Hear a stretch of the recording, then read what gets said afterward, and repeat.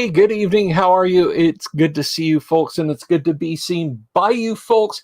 I hope you're having an absolutely wonderful Friday evening, and welcome to the show. Who is the guy who is saying, welcome to the show? Why, it's me, Bill Sylvie, aka the Dungeon Delver, and welcome to it, everyone.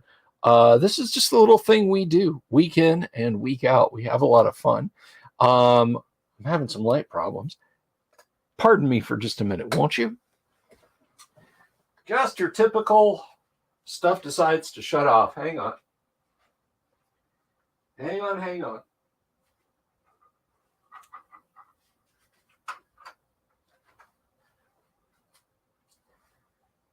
Come on. Finicky switch on this light.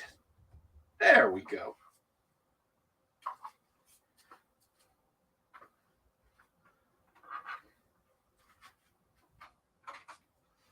That's better. All the better to see my handsome smiling face with. Yes, everyone? Yes. Yes, that is correct. As you can see, I have been crinkling a little bit. We have some decorations up here. And today, if you missed it, go over to the channel and check it out. But we actually have we actually have the first Advent dice is up. There's a little short video. It's just a couple minutes long on the channel, but you should go over and check it out. And that is, let's see, can I reach the box? I can't reach the box. It's way the heck over there. But the folks at Dudragao Gaming were kind enough to create these Advent boxes. Now, this is one that Mrs. the Dungeon Delver bought for me as a gift, but we like it just the same. And we did one last year. I've actually got that box to hand. It's this lovely little number right there, but they have a kind of a more mellow one this year. You know what? I'm gonna stand up and I'm gonna pick this up. This is absolutely gorgeous. This is the Advent box this year, and I apologize for the sheen on it. Both Martin and Charlie, but it is a great thing that they have done. We opened up the first one today. It's a lovely little four-sider, all kind of a creamy white color, and it's got a little green deer head in the midst of the three numbers, and I quite like it.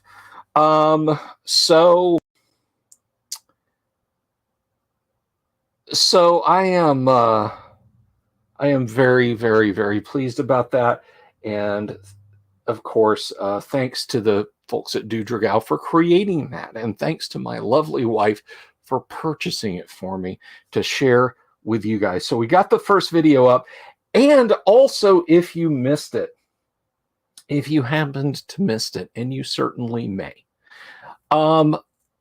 yesterday, the USPS announced that in 2024, they are going to release Dungeons and Dragons themed postage stamps. And I'm excited about that. Now, I know there's a lot of cynicism going around about anything to do with Dungeons and Dragons these days, but honestly, I think it is super duper cool, given its cultural impact and so on. And I did a video on that. Now, I want to, I want some sheets, man. I want full on. I want those D&D stamp sheets. I absolutely do. So you should check out our video on those, because that's pretty cool. Tomorrow, of course, there will be day 2 of the Dice Christmas Advent calendar, and then Sunday, and so on, and etc. Now, I was really hoping that you see how blown out this is, and the Christmas lights all are?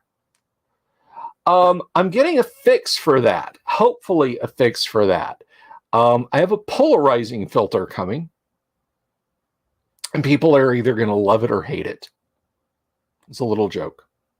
But I have a polarizing filter coming to stick right on my camera right there, and it's adjustable, so I can get it just right. I can get it tweaked just right, and hopefully then you'll be able to see that the outline of the sign is blue, the letters are pink, and the play button is red, and that these lights are in fact red and green, kind of green cylinders and red tips, and that these are white lights, and there won't be as much reflection on things. So I am, thank you, unregistered.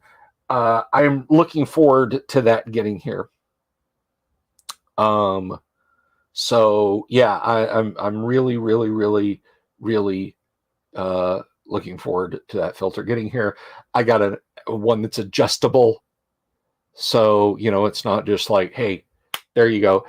It cost a little bit more, but honestly, I think ultimately it's going to be worth it.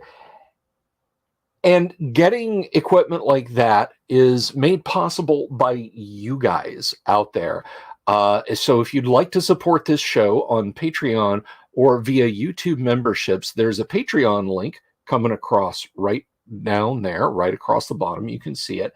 And either over here or over here somewhere on YouTube, on the YouTube page, you can click links and get to our membership page. Now that's for as little as $1 a month. That if you so choose. However, I will point out that at the $10 level of support, every month, you receive a short first edition Advanced Dungeons and Dragons module written by yours truly, or possibly by my co-host Kyle. I did the August module, he did the September module. So you might get one written by Kyle, but they're all good. They're all loaded with monsters and treasures and encounters and that sort of thing. And sometimes you'll get the steel in your teeth Conan the Barbarian type of stuff. Other times I might explore different avenues, but all within the realms of first edition Advanced Dungeons and Dragons.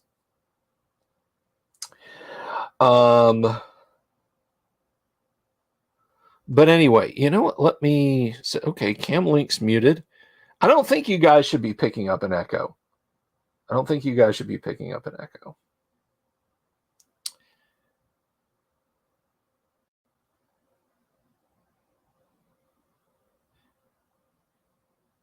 All right. Thank you, Cooley. Thank you for confirming. So if you don't know what we're doing, tonight, if you're new to the channel, a few nights a week, we like to sit down and play classic tabletop RPGs. Now, on Tuesday nights, we play first edition Advanced Dungeons and Dragons. Wednesday night, we play whatever takes Kyle's fancy. Kyle's my Wednesday co-host. And Friday nights, well, right now on Friday nights, we're playing classic Gamma World. Could that change? Could change. We'll have to see. But I'm excited for it, and I hope you're excited for it too. So we'll be doing that tonight. Now, if you haven't clicked, if you haven't clicked already on the subscribe button, please do that. Click the bell icon for notifications. You can find out about these live streams and about the little short shows like the Advent calendar shows, like the one about the stamps. I'll be doing more interstitial videos in the new year. I've got one coming up, and it's going to be in the new year. It's basically, I'm going to do kind of a forensic deep dive. Now, you guys are used to deep dives from me on classic tabletop RPG stuff. But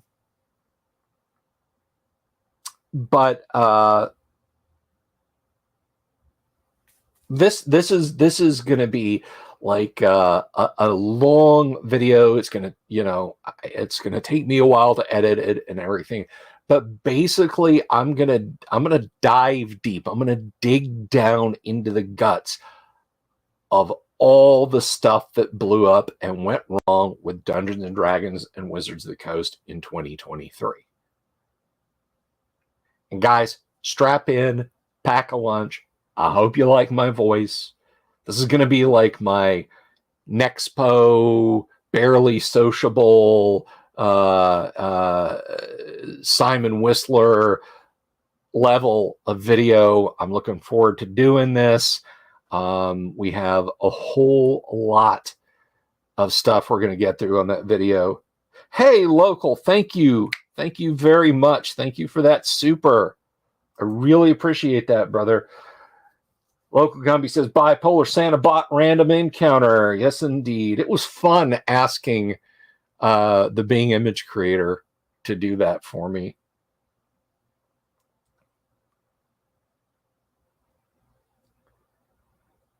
You got a triple strength coffee over there, Anon. Oh, that's so. So that's a fun thing. Well, I don't shame anyone waving mutilation. You do what is comfortable with you and your partner. So last night was supposed to be a little more formalized, a little bit like we are going to look at this book today kind of thing. But a couple things came up. First and foremost, remember I was telling you guys every month a first edition adventure. November was a whirlwind. October was a whirlwind. So those both came the last day of the month. Not my intention. Not my intention. But they did come out in the months that they were set to come out in. So I was working on that through the afternoon and evening. And by the time I got done, I just wanted to put my feet up for a little while. And then I said, what the hell? I'll get on and I'll do just a short stream. That never happens.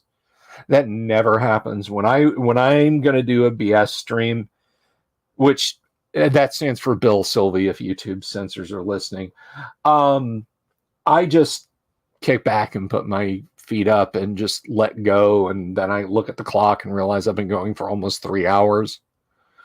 And last night was no exception, but I'm glad it went that long because we met Anon there. You see his comments coming up.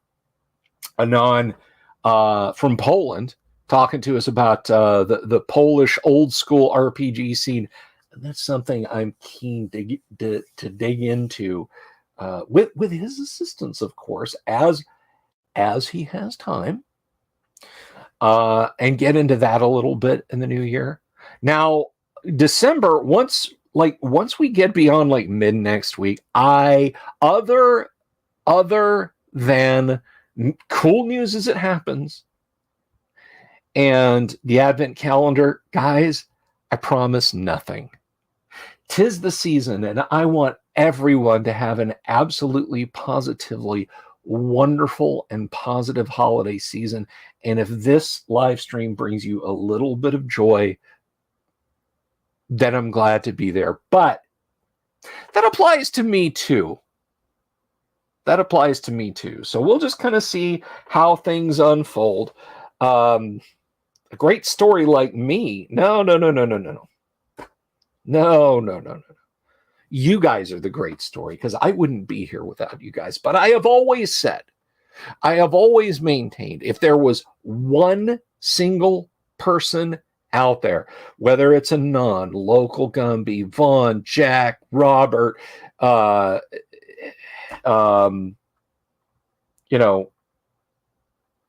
any of you guys out there, just if there was one person who wanted to see the show, I'd still do it.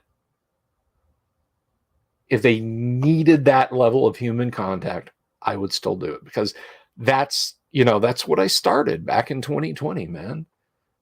When it seemed like it was like any day now we were going to be living in the Omega Man level of horribleness.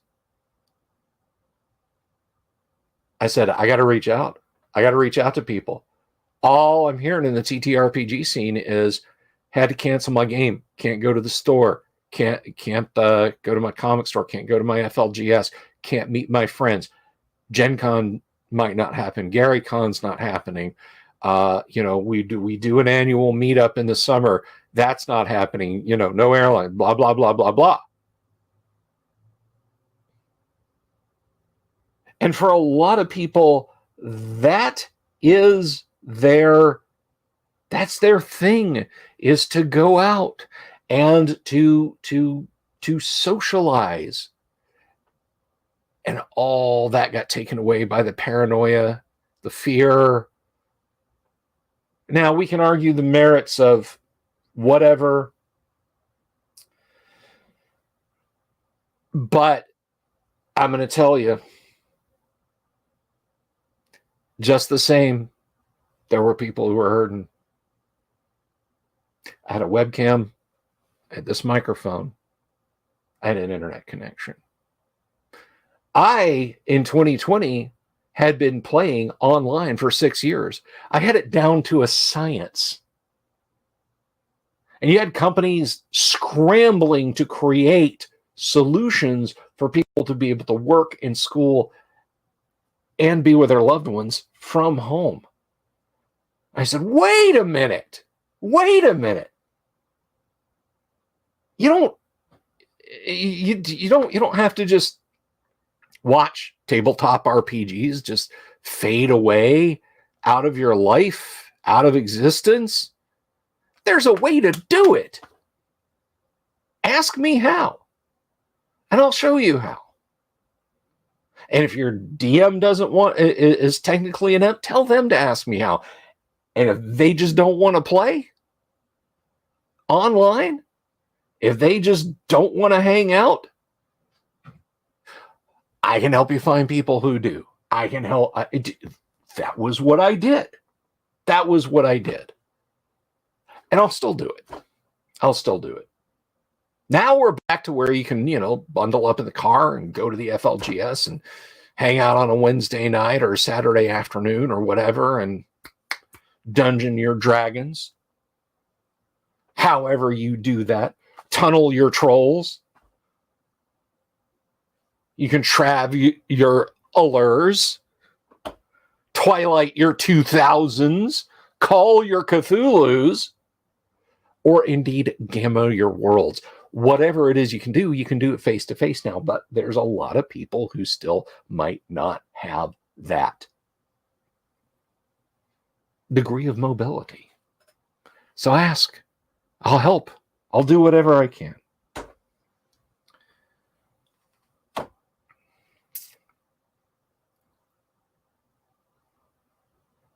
Oh, thank you, Anon. That's wonderful.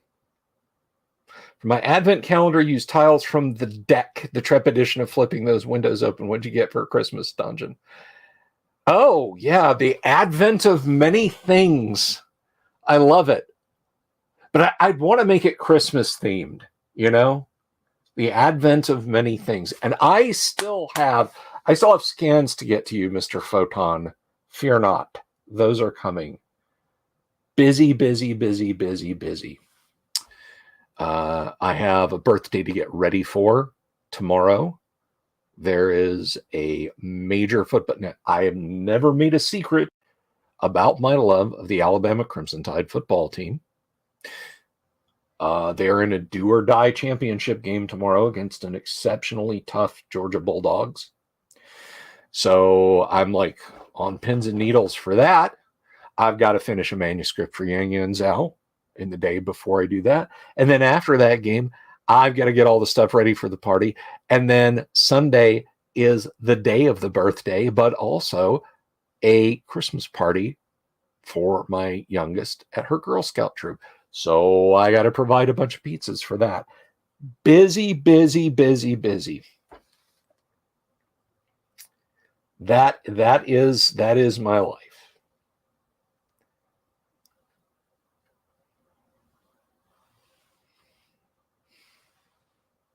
Advent of many things. Start a fist fight with your immediate neighbor.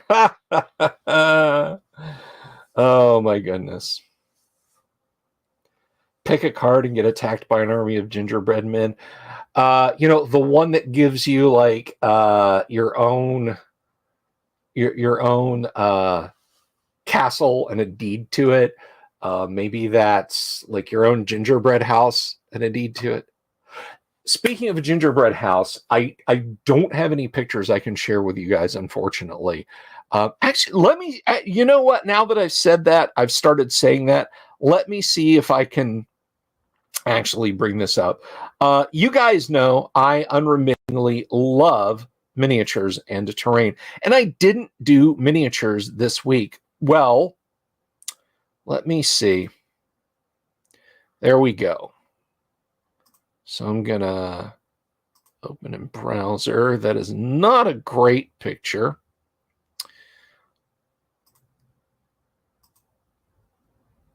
No, that's a terrible picture. Maybe the next one is better. Yeah, the next one is better. So let's open this one in browser.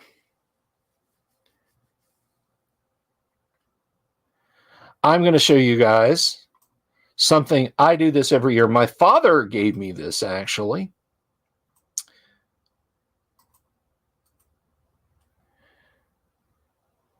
Let me see if this will let me shrink this down a little bit. All right, I'm gonna have to do this. Let's see. We're gonna go village.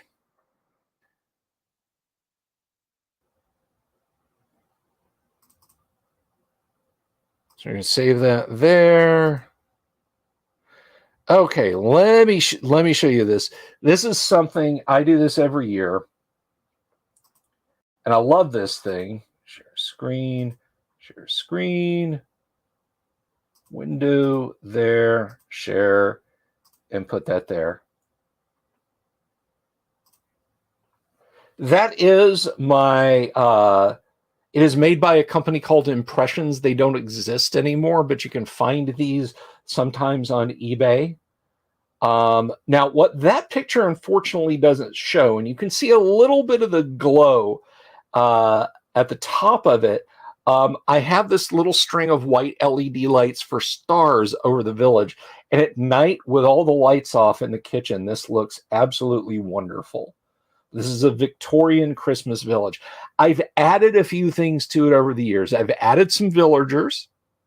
I don't want to go crazy with the villagers because, I mean, logically, we've got a family that could live above the shop, and then 3 houses, possibly 4 if you count the barn, maybe as a converted one. And then there's the church. But I've gotten new street lights. I'm disappointed in those street lights. The wires for the street lights are like a foot long, which doesn't really work. Yeah,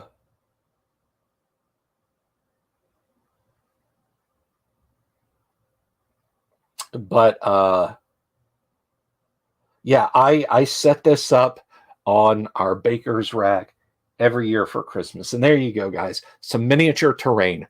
See, I even got you miniatures this weekend. I didn't have to. So that is my what in the hell are you talking about, Wave? Anyway, so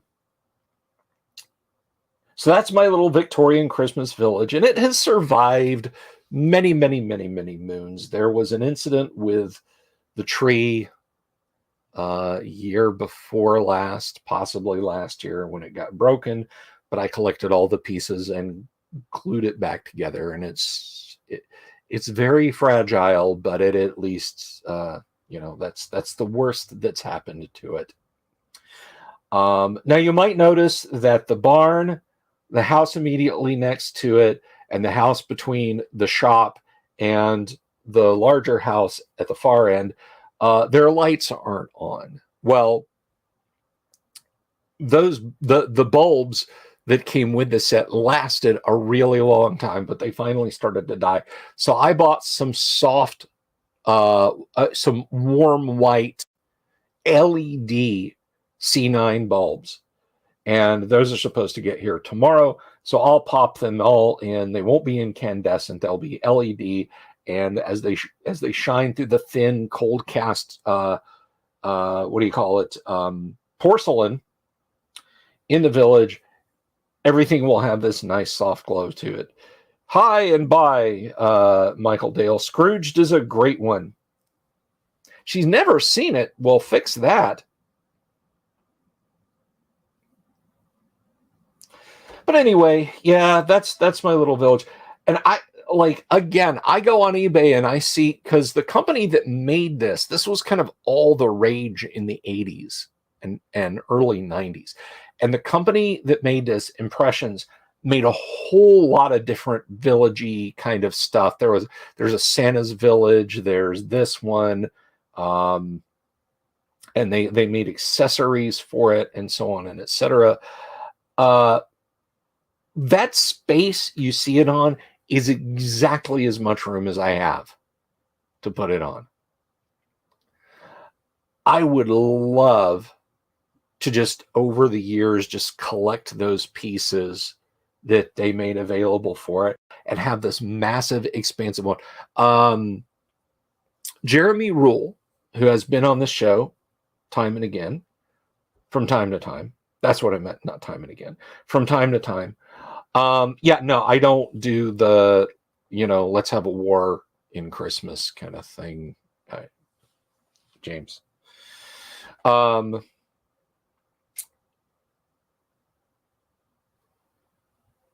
But anyway, I'm going to stop that. There we go. I wouldn't have room to put it all up. Hell, I would barely have room to store it.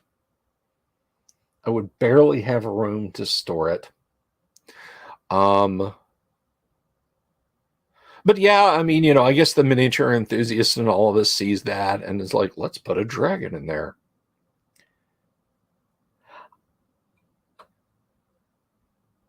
I actually, so I got to mention this, and we're coming up. Don't worry, bottom of the hour ish, we're going to start playing Gamma World, and it's going to be fun. But speaking of which, I should probably get the PDF of that's World of Greyhawk. How about World of Gamma? Anyway, what was I talking about?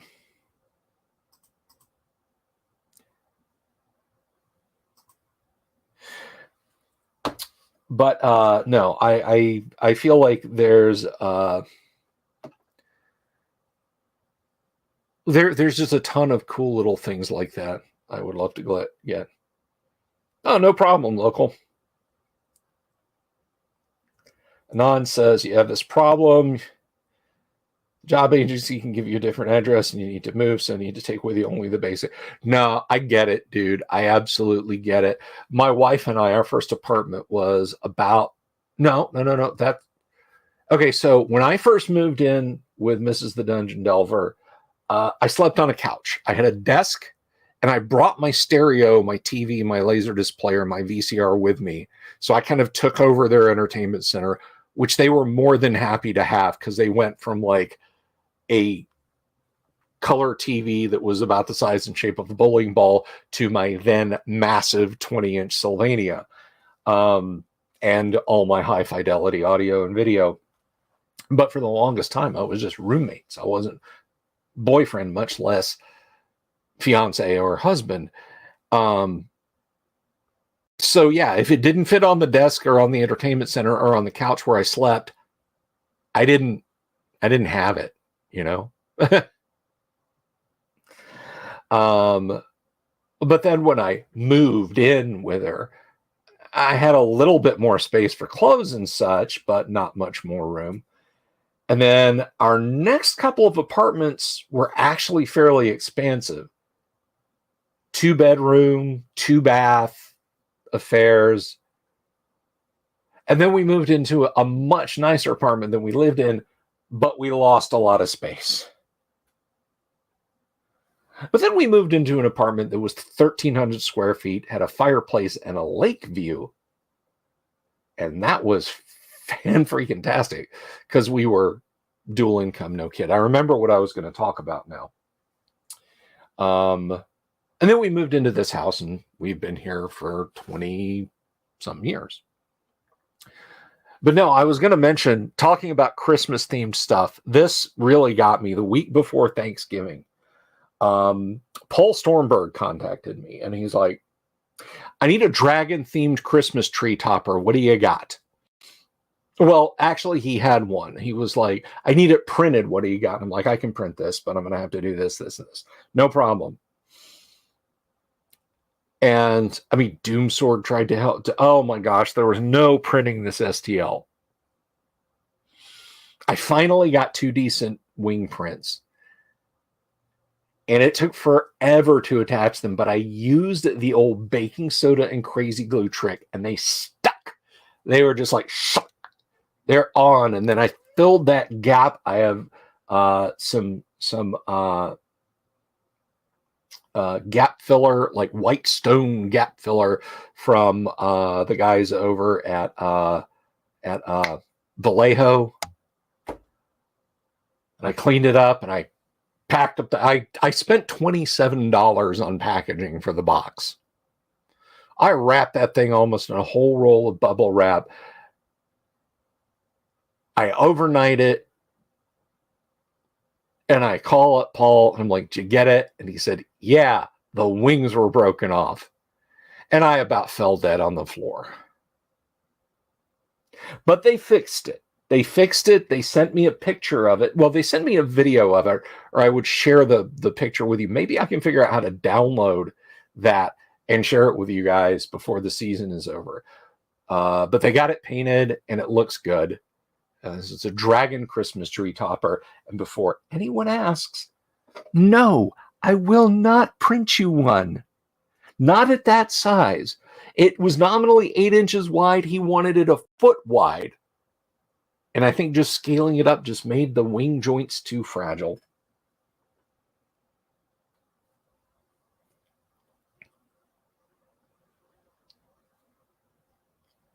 So I don't know the exact date of when the D&D stamps hit the post office, James.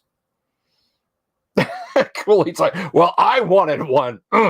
Just leaving. And our viewers dropped to 29. He really wasn't kidding. They weren't really. I don't know who. But anyway, so that is my Christmas tree topper nightmare story, because out of 6 wings that I printed, 2 were good.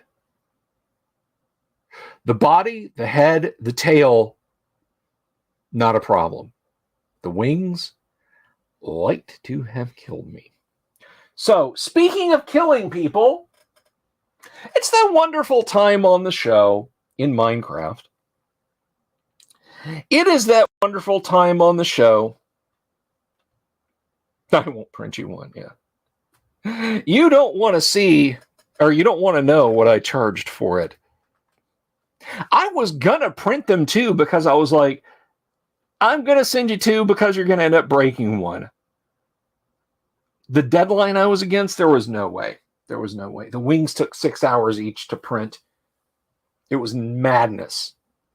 It was madness. But let's go ahead and welcome our Gamma Worlders to the scene and bring them on. Yes, Cooley. The answer to your question is yes, which is also a band name and an answer. So let us say hello, even though it's Friday in California. It is Monday in Gamma World. Hello to Sapphire playing Monday. Hello, hello. Hello, evening, everyone. Doe, a needle pulling thread. Kevin playing Doremi.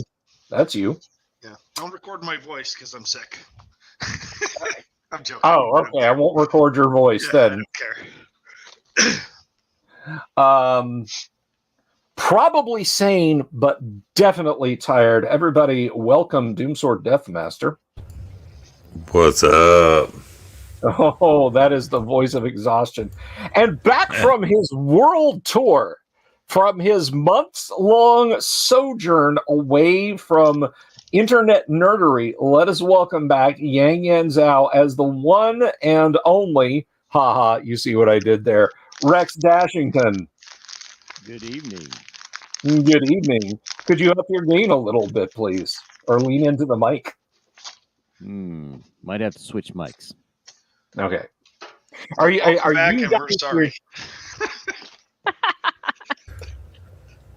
Who's eating Reese's Pieces? I missed you, folks. A little better So- now, Dungeon Delver? A little bit, yeah. Okay. Okay. So last session, which was at some point, thank you, Vaughn. Thank you for the super. Which was sometime before Thanksgiving, actually. Last session, the explorers, the seekers, the survivors, if you will, were going through the ruins of an ancient city. They found something called a technology expo. And we're looking for potentially useful items in it. Do-Re-Mi had been able to tickle the keys of an ancient computer, but unfortunately to no avail. It was apparently some kind of strange, non-functional example of what an ancient computer could be like and do. Eunice. Dope. Eunice operating system. Yeah. Yes. Hilarious.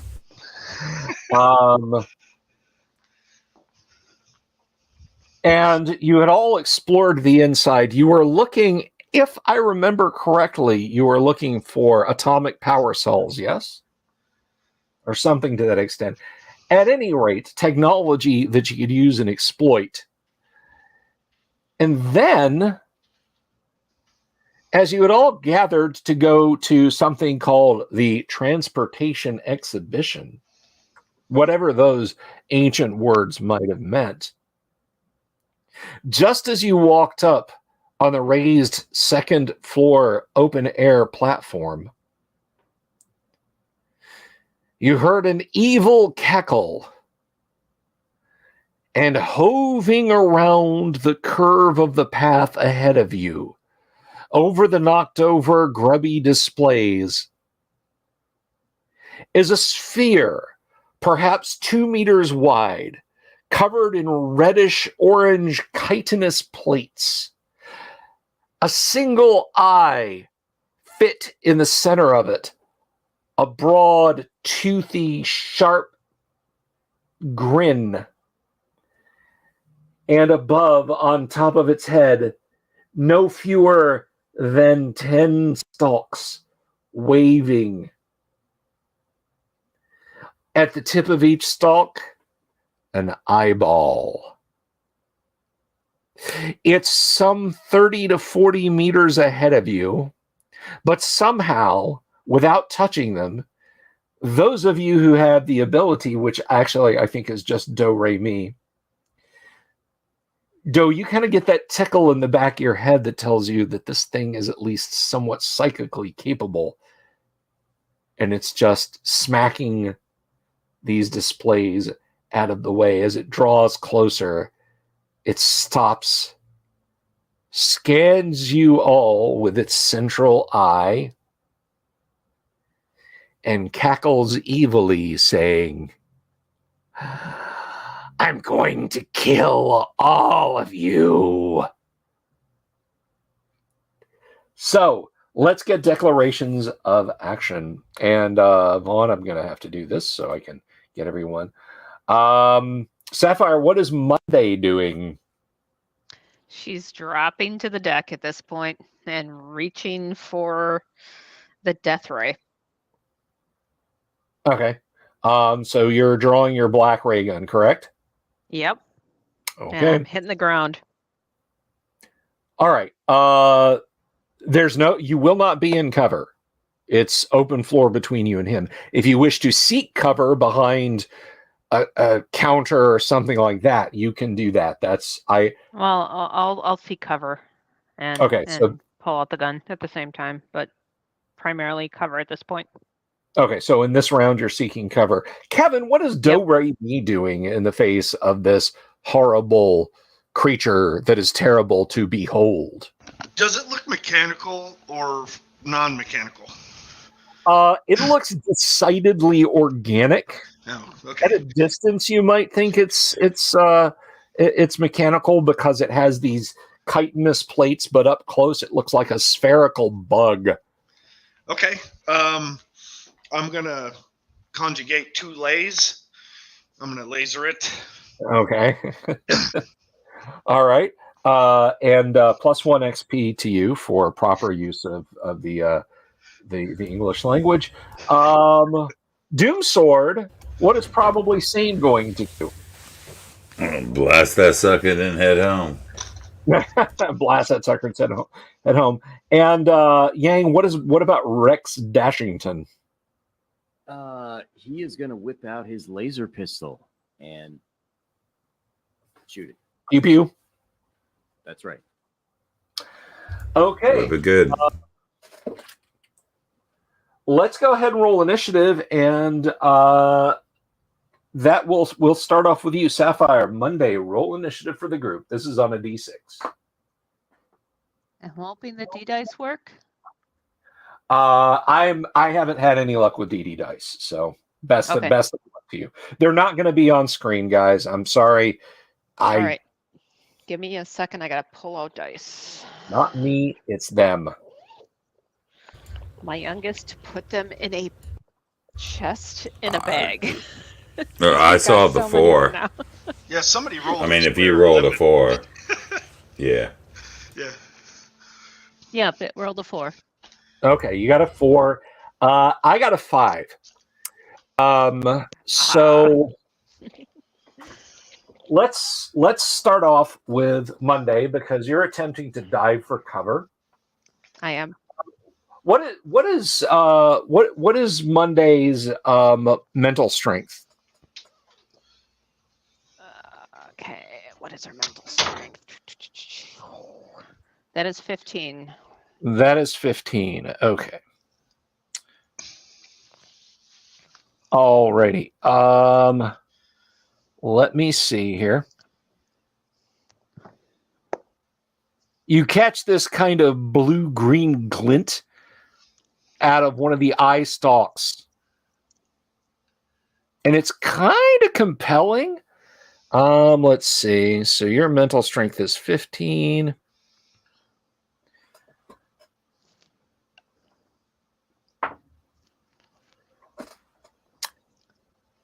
Yeah, you just kind of stare at it for a minute. And you can feel its thoughts pushing into your head. But this thing's not unfriendly. Quite the contrary. Human, stand aside. I'm going to play with your friends in a very friendly way.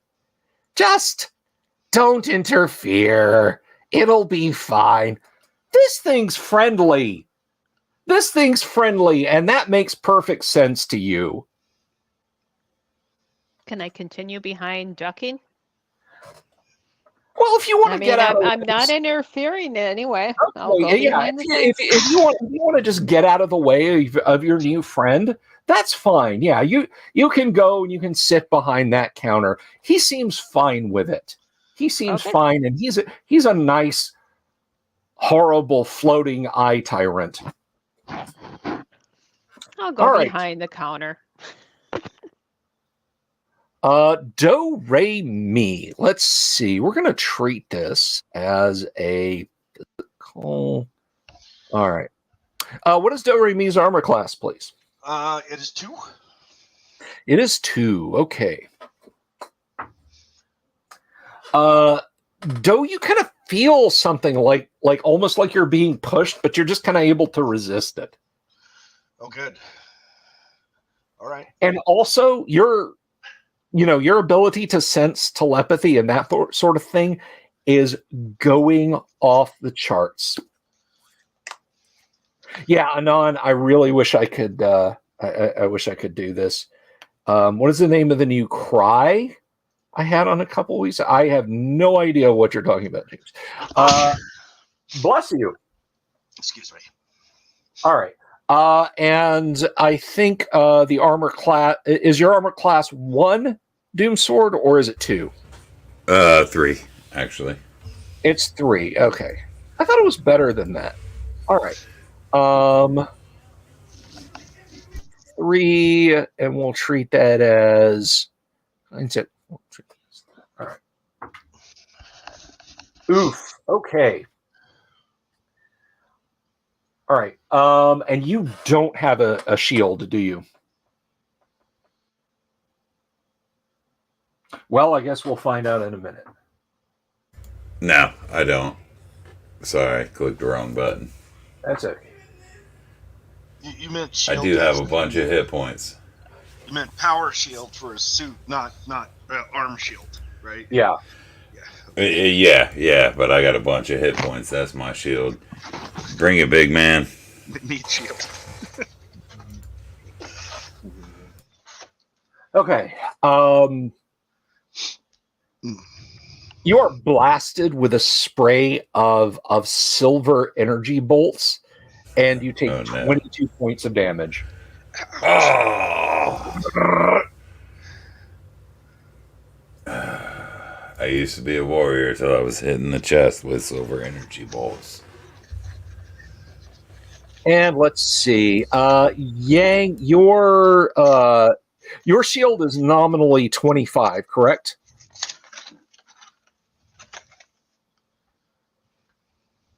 Yang, Rex Dashington's energy shield is nominally 20, or is it 25? It's 20. 20. Okay. All right. Let's see. How are we going to do this? I'm just going to assign it a number. We're going to call that. Well, first of all, you know what? We'll just go by armor class. What's your armor class? 2. Okay. Can barely hear you, my guy. Let me see if I can adjust your gain on this side. Edit mic settings. I have got you maxed out. Is this better now? Yes, that is better now. And in fact, I might have to actually take it down a little. Might be a bit too loud. All right, let's bring you down a little bit. There we go. Okay. You can turn the mic down and just yell really loud so your neighbors can play too. They might like that. Okay. There's this pale yellow flash from its central eye, which it turns to you, and your suit's system, or your suit's like caution for your shield starts going bonkers because you just watch it go phew. Your shield is down. Oh.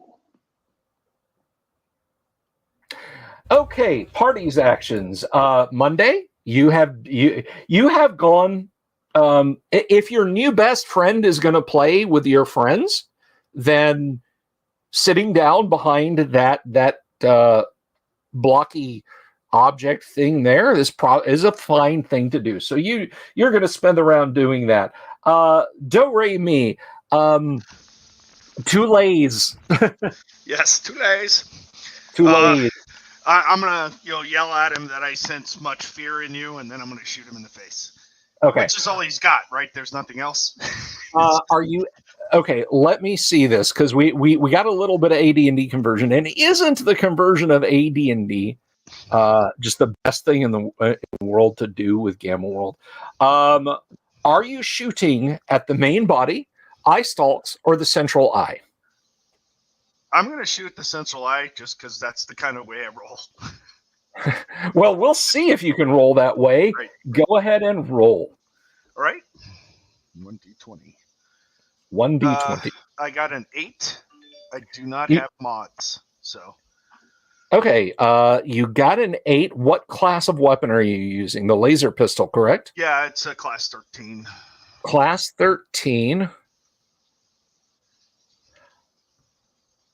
That like pecks off of his chitin. It's like it kind of reflects it. He sort of turns a little bit and smiles even more. Oh, great. He likes the lasers, guys. Okay, probably sane. Do something probably tough. Yeah, I'm just shooting the body. And if any of you have any complaints, this is Vaughn's fault. Take your shot. That was a natural 20. That is a hit. Alrighty.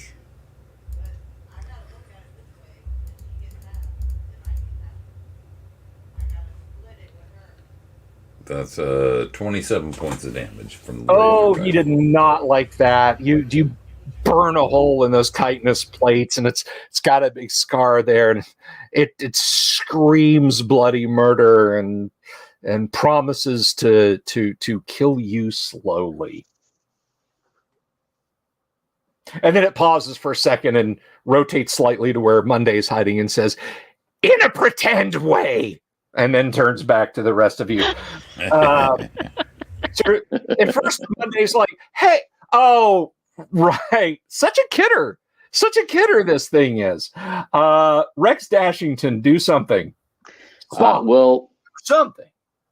first he's going to yell out to his teammates, "I think I've seen this before on a stamp." And then he's going to take his shot.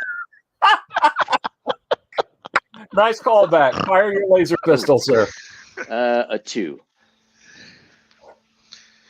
I meant effectively. Phew. Okay. That will not even come close to hitting. But he did hit the stamp. He did. He licked the stamp. Oh, there's a set of commemorative stamps, and you just burned a hole right through the center, forever destroying its value. Next round, let's get declarations. Monday, your new best friend and your friends are having a terrible argument with each other. Is there anything you'd like to do to try and help mitigate this situation? I'm gonna stay back there and just kind of look at my black ray gun Okay. and She has peek out the experience. corner and look at the black ray one and peek out the corner. She has If there- experience from Thanksgiving. This is what you do. Yeah. If there were an enemy nearby, man, you could really lay into him with that black ray gun. But it's all just your friends, just kind of roughhousing. Okay. Do-Re-Mi, are you going to use the imperative lays again? Yes, anything to lays once is worth to lays a bunch of times. All right. What he said was to lays, which means he was probably playing laser tag with his friends and had a bunch of money riding on the game and then lost it. Probably sane, definitely perforated. What's your potion there, my friend? Yeah, I'm gonna shoot him again, and I think I go before initiative because that's of right. high dex. So long, yeah, you're high dex. So It's been a while. that's fine. It has been a while. You're absolutely right. But thank you for that declaration. So what about Rex Dashington? Screw the laser pistol. I'm breaking out the fusion rifle. Nice. Except you cause it to mutate, and now it's got twice as many eye tentacles. The risk I have to take. All right, so you're going in like Ghostbusters. You pull this thing off your back. There's a high pitched whine as the nuclear accelerator in the fusion rifle starts to spin up. You can feel it. Don't cross the streams. Lambent energy in your hands. Okay. Probably saying take your shot before initiative. How about that? Another natural 20. You are kidding me. Okay, and that No, 20. it is. Well, I know They can see it. I believe you. Roll your damage, sir. All right, and hopefully it's another 27. I Right? doubt it. Nope. 16. Okay, yeah, he did screams in fury at you. Let's roll initiative, and Kevin, it's your turn. I got a 4. I got 4. It's multiplying.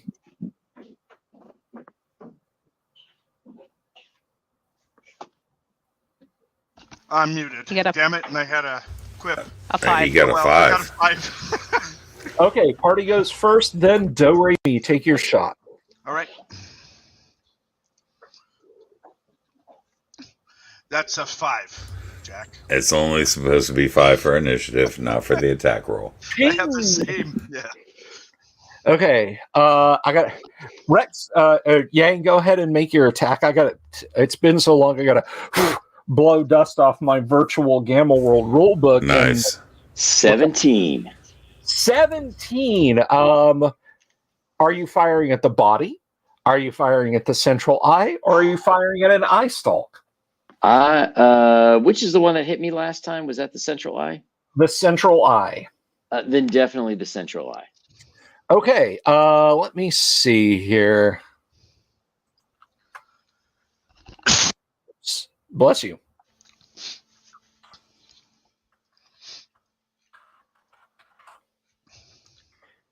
Having any energy weapon with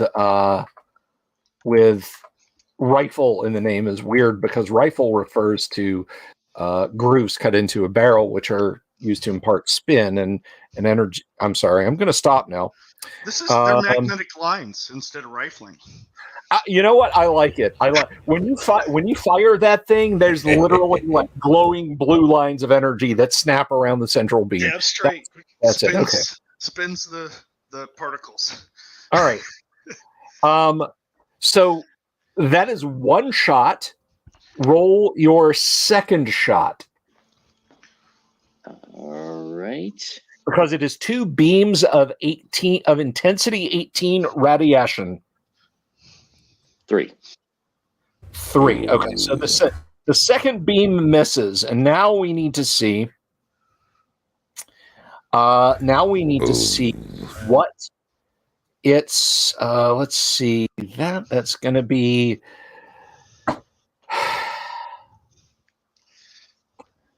All right, give me a half second. Need to do this. I think the handbook says it's dead.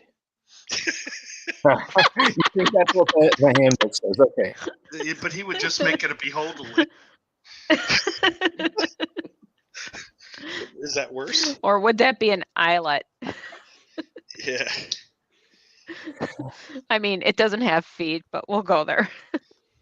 All right. So essentially, I have to make a saving throw of sorts, even though we all know Gamma World does not have saving throws, but there is a small percentage chance. He might grow some feet. Yeah. Mutation. Starts running around after you. That does not happen. Getting your first fusion blast, like when the magnetic decouplers let go of that line of fusion energy, just your whole suit just kind of bucks backwards against it. So yes, it has a rifled barrel and it has recoil, so you can't get it realigned for the second shot. But when the big purple after image on your eyes starts to go away, you can see it's not necessary. The thing just kind of hangs in the air for a minute, and you can see straight through where the central eye was. Well, actually, it's radiation, so it just kind of violently trembles and lands on the floor with a thud, a very, very heavy thud. Boom. Rex And will just kind of rolls a little bit. Rex is going to bring the Nice. barrel up to where his mouth would be on this thing and just go before he puts it away. So much for that thing. So is it?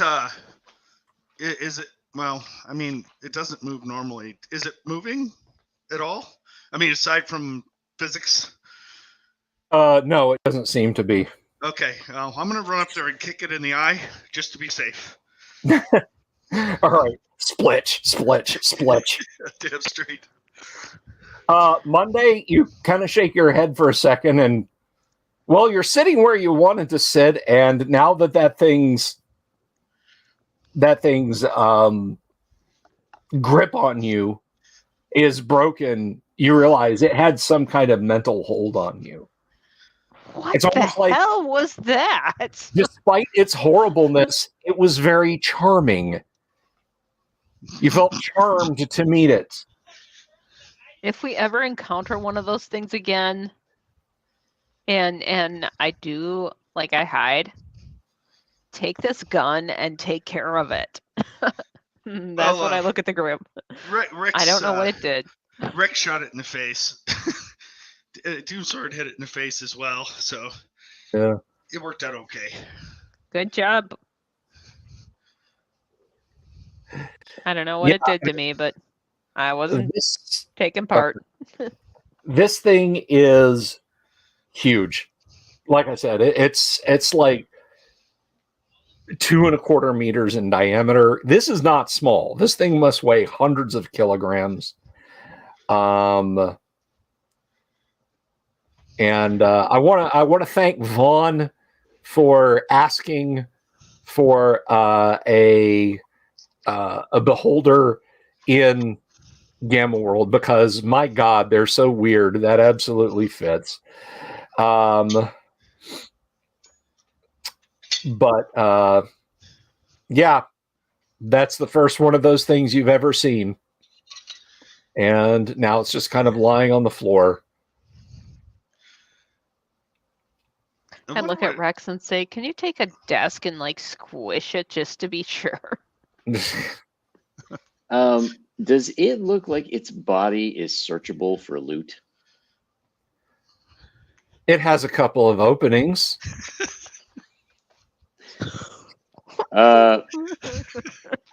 Monday, you It you is weren't over able to 50 participate much. Why don't you check those openings for loot?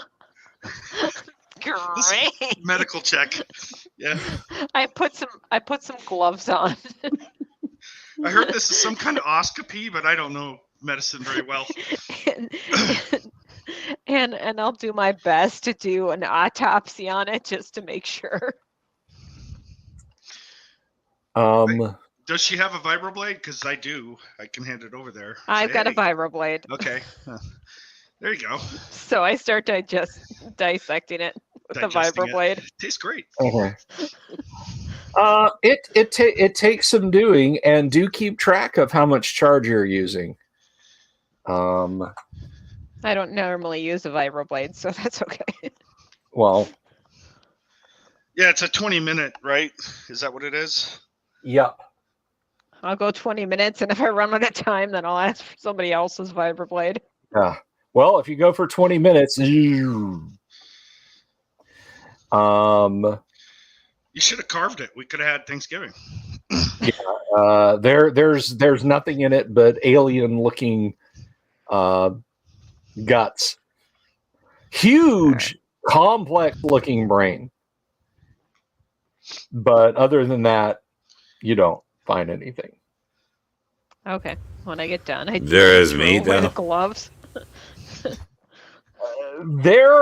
There is, I mean, yeah, it's made of meat, but you know, But it tastes like chicken. Yeah, Well, you you just don't know gotta what scrape kind the of- brain out. Yeah. What kind of viruses might be in this thing? I'm going to avoid it. That would be my advice.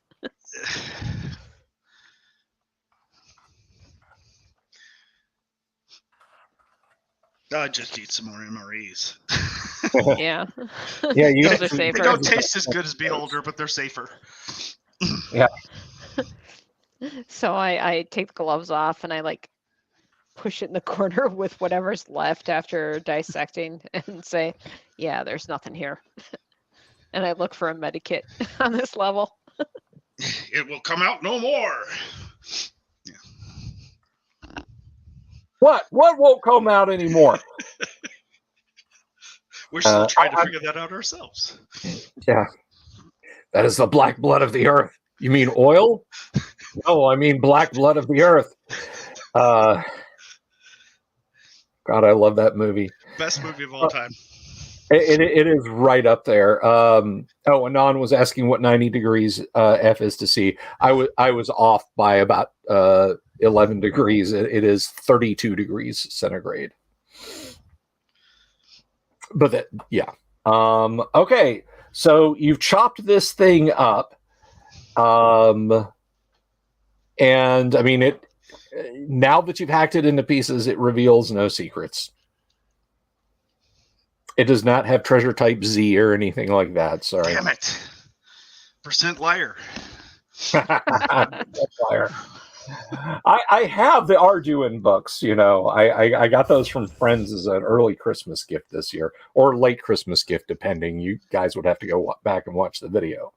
But I really like stomp on one of the eyes. yeah, I want to see that eye come apart. You get a nice soft wet pop when you do it. All right. Am I getting any radiation readings from this thing? I mean, yeah, you did just dump a beam of concentrated ionizing protons through it. So, I mean, not that you're gonna get it, but I mean, like, if I wanted to, like, any of the eyes, are they radioactive? Not the one I shot, but the eye stalk eyes. Oh yeah, no, I mean they're not. Yeah, you're not gonna like wake up with it growing out of your forehead or anything like that. There's always a little bit of background radiation because of a couple of days of nuclear exchanges 100 some years ago. Mm.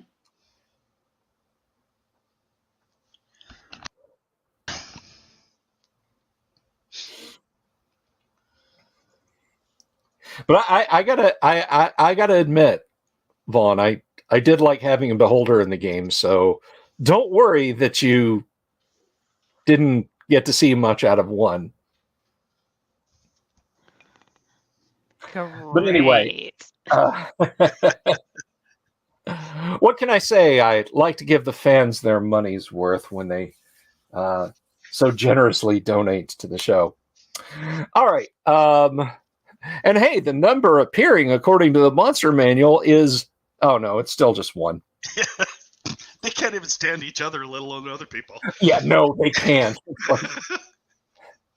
They're such racial supremacists, they even hate their own kind. They're bigoted against their own kind. That's right. Okay, so you have annihilated this thing. What are you going to do now? Wonder where it came from, right? I mean, that's kind of weird. I don't think I've seen anything like that. Didn't have some kind of weird animal costume on or anything. It's just weird. Yeah. I mean, consider the average thing that you encounter. It's potentially, Might be actually more normal than some of the stuff we usually see. Yeah, exactly. I mean, I got banged into Bongo. I'm sorry, go ahead. I got banged into Bongo by plants. It's not like it's a 2.5 foot tall talking pill bug with a gravelly voice and an affinity for collecting every piece of junk you guys encounter, right? That was Bogo George you're talking about? Yes. This is exactly precisely what I'm talking about. Just in case the people missed the episodes from before. Yes. The Bogo Jorts arc was, let's just say it's one of those memes that kind of took over for a little while. All right, so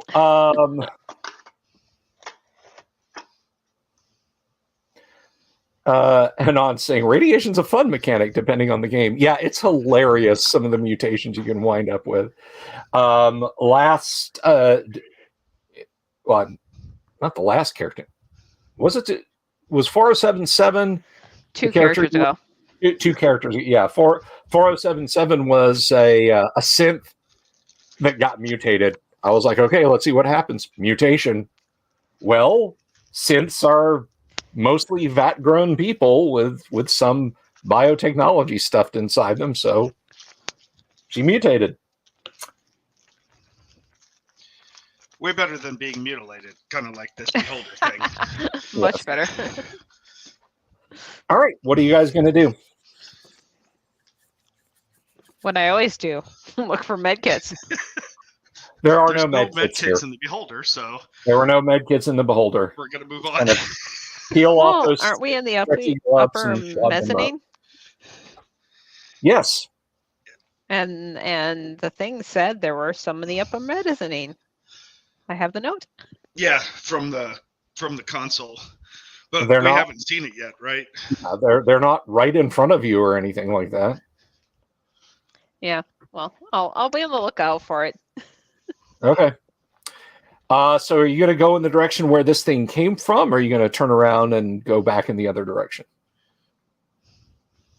Well, the way must be clear now. We should go where it came from. Agreed. I'm good. Yeah, I mean- let's go. It's not like there could be two of those things. Yeah, there shouldn't be 2 or 3 or 4 of these things. It No, looks quite no. unique to me.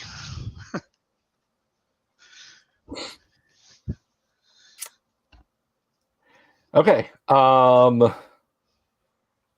right. So there's this thing kind of pushed it out of the way when it bumped into it, but there is a very strange boxy device on large round wheels with thin spokes.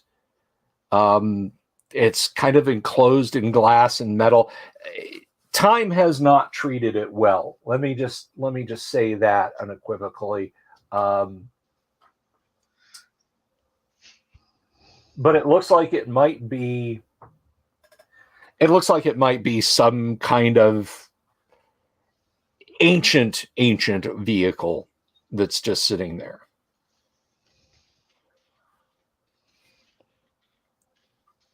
Doe, you're our tech expert. Yeah. Yeah, So you it's know in what to case do. like the stuff downstairs was. Am I muted? No, I don't think. Oh, you're not. It is less advanced than that, by far less advanced. But it's not encased at all. It's in the open, or is there something between me and it? Oh no, it's out in the open. There are Okay. faded to the point of unreadable, crumbled signs near it. Okay, I'll take a look at it. When I look at it, I'll make sure to let them know that this is way below my skill set. So the chance of me coming up with the real answer is probably unlikely, simply because I'm just too smart. Hey, you're fired. Make a guesstimate. Okay. Looking inside of it, there seems to be a seat, a large round. You don't know if it's control of some kind. There's dials set in. There's a few different levers and pedals on the floor. A couple of smaller levers, it looks like, on the shaft that the large wheel is in. It just looks like a really, really simple vehicle. Okay, I'm going to tell the party this. I'm pretty confident this is a time machine, and I'm going to get in it and try to go to, I don't know, the day before. I'll use the levers and push some buttons. Okay. Well, give me a D10 roll.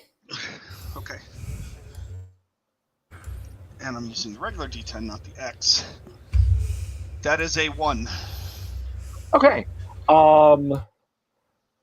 Yeah, so this obvious, it like you kind of lean out a little bit, and you can see if you pull this real hard, it sort of makes the wheels turn. There's something you just kind of rub the corrosion away. There's a button on the flat panel that the wheel is just behind that says ignition.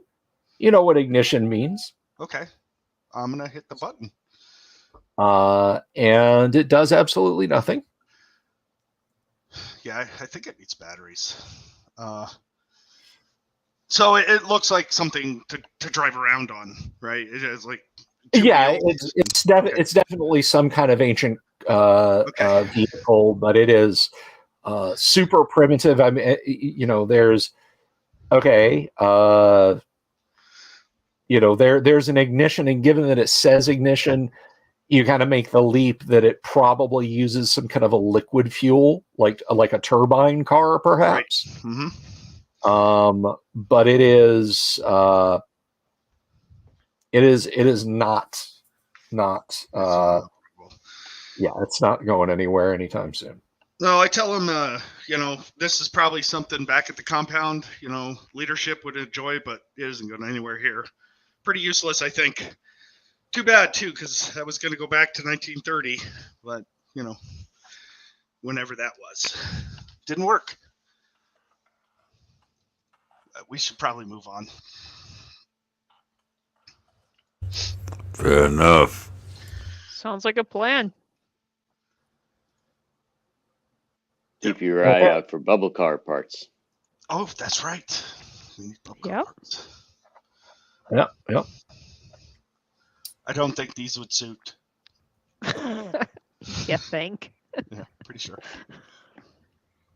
Okay. All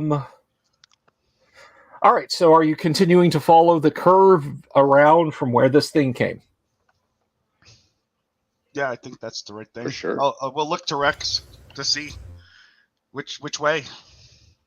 He will just give the move out hand gesture down that curve. Giving him the power suited knife hand. That's right. All right.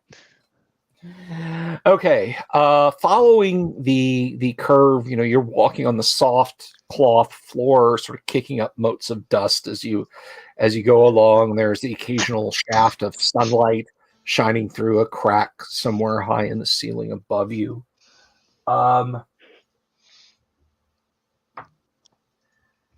Is it kind of open, or is there walls so we can't see beyond? Well, I mean, the mezzanine is open air. You can look over the edge and see down on the first floor where you guys were before. This is there's a wall on your left with ancient crumbling murals and that sort of thing on it. But as you come around the curve, you do pass a couple, the remains of what look like a couple of security bots. And what's interesting about them is, like, one of them it's just half of him. The lower half is nowhere to be seen. It looks like just somebody just sliced it, except the bottom half was sliced out of existence. That would have been me. And then another one is just shot through, full of holes that resemble the ones that are stitched across probably Sane's torso. Well, let's check to see if there's any batteries or anything useful off of these things before we just kind of walk away. Yeah, they might have a flamethrower or something, right? Yeah, you never know. We're scavenging too. Stop giving them ideas, James. All right, so poking around the stuff, the crap, and the junk, you don't find anything of use. I mean, there's metal you could fashion into spear points and knives and arrowheads, but as far as ancient technology that you can figure out, no. And I'm assuming no medikits. No, there's no medikits here.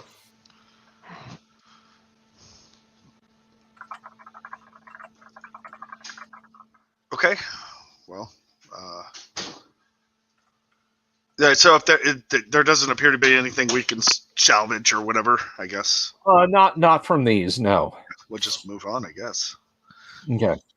Now, are there on the left wall? Are there doors, or is it just like a constant surface with panels and? Well, you crap? haven't seen any Okay. so far, but that's not to say that there aren't some further along. Okay. Continuing along, you follow this curve around another 20 meters or so, and it's very gently curving. It's not perfectly circular, it's sort of oval like the lower level is.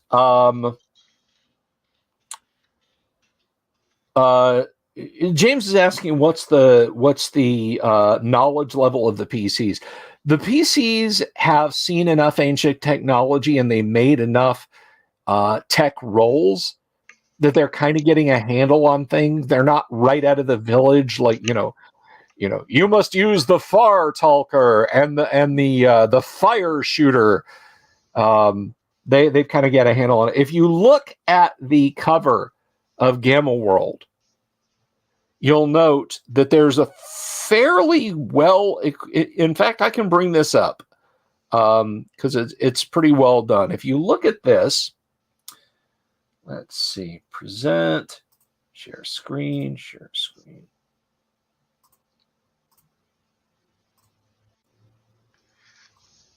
I mean, if you look here, you'll see a group. These are people with technological items, armors. There's a guy using a scanner. They obviously know what's going on. And that's kind of where the party is. Is there a lot of stuff that still kind of eludes them? Absolutely. And that's why we make additional rolls. So, but as you round the corner, now you start to see doors. You start to see doors, and any labels or signs that might have been on them are long gone. So you've just kind of got these doors on your left, and immediately you do see two. Okay. I'll look at Rex and say, do you want to keep going, or there's probably stuff back there? Right, there was stuff downstairs. We should take a look. So Rex will go over, and are the doors locked, or can he just sort of push it open? Give me a D6 roll.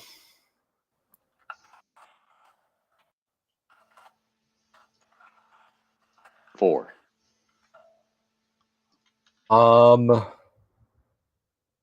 Yeah, I mean, just with casual strength without busting it to actually. No, I mean, yeah, I'm gonna say you can.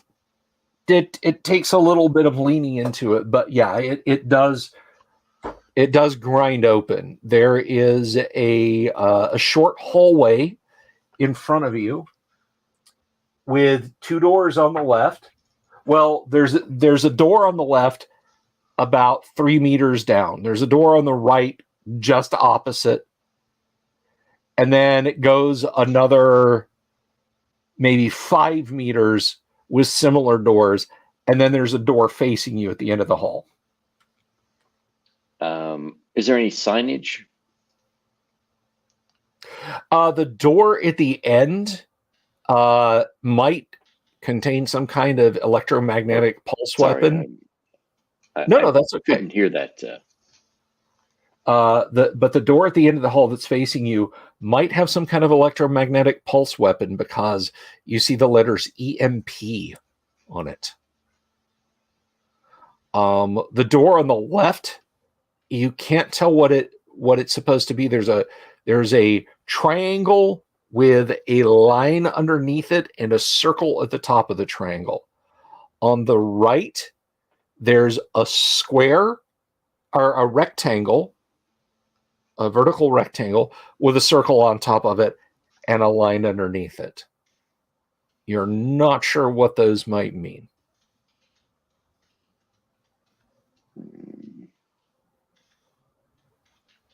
I don't know, guys. I think the door at the end of the hall may have some kind of weapon which may disable our suits. Perhaps we don't want to go down there. Okay. Yeah. Door can I, after door, I say. Whichever you guys decide. Well, you can lead the way, probably. All right. So I'll move to the excuse me, the left door closest to us. Okay. Yeah, and I suppose I'll try to open that. Yeah, the door itself, I mean, it you know, you kind of got to lean on it. It's got some kind of spring-loaded mechanism or something like that. But you push your shoulder against it.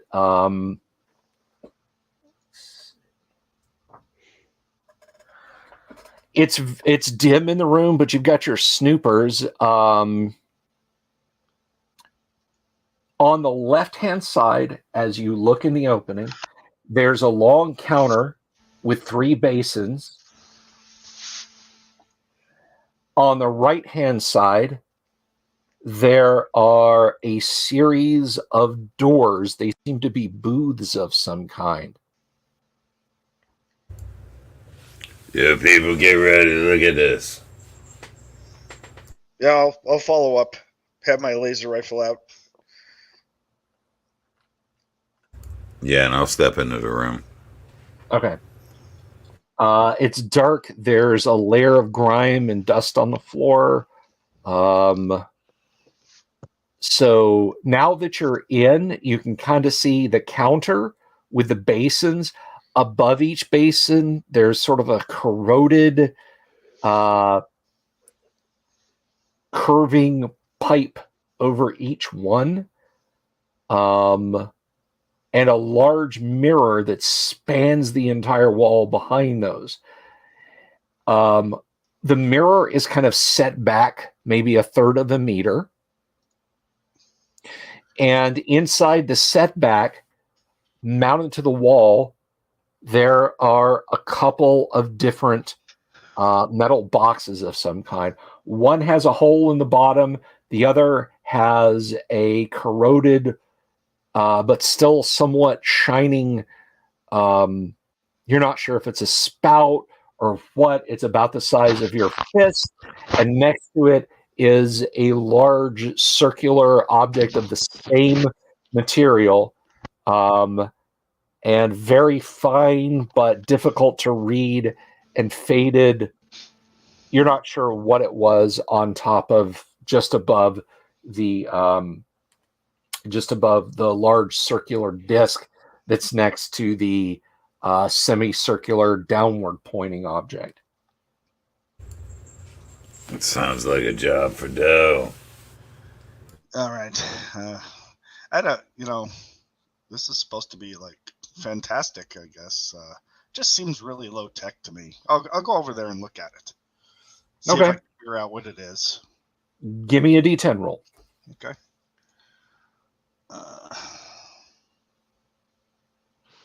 Got a 5, which is a 10 minus 5. Okay.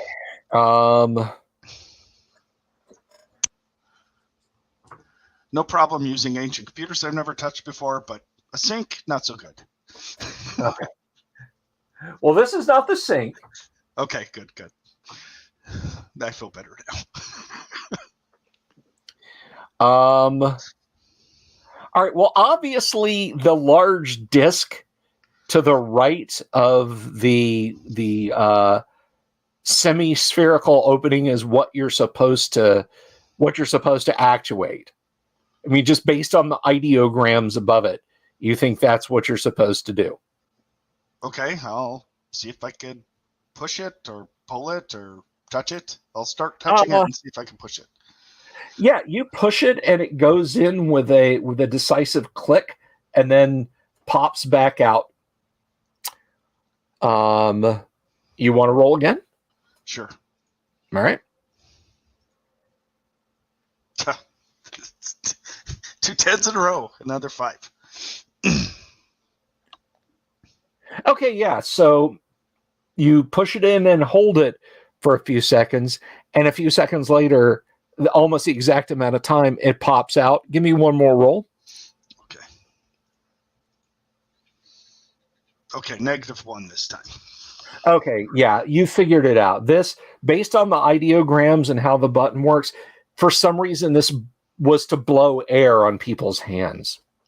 But it isn't working. It is not. No, it's not functioning. Yeah, I guess this is what you use after you take a shower or something. I'm not sure, but it isn't working. Maybe. Yeah. And as I Kinda said, low. there is Shower. there is a box of some white lightweight material on the wall next to it, with a large opening in the bottom. It doesn't look to be mechanical or technological at all. Okay. Does it have anything sticking out I can grab? No, it doesn't. Okay. It's a box though. I'll try to open it. See if I can open it. Give me a D6 roll. Okay. I got a 3. Okay, yeah, you just hook your hand in and it just open. It's about maybe 300 millimeters wide, 70 millimeters deep. There's a very strange triangular logo on the front of it with what looks like in ancient characters a letter G and a letter P in the middle of the triangle. But other than that, you don't know. Yeah, I this with the dimensions of this, it's a weird place for it, but I think this might be one of those 2D printer things. But it's not working. It doesn't have any guts, as you can see. I look at it, pointing at it. I don't know what the triangle's for. Maybe it's the brand. I'm not sure. Okay, well, I mean, do we want to look through the booths or do we want to move on? I'll go ahead and kick some of those open. The booths. Assuming they're closed.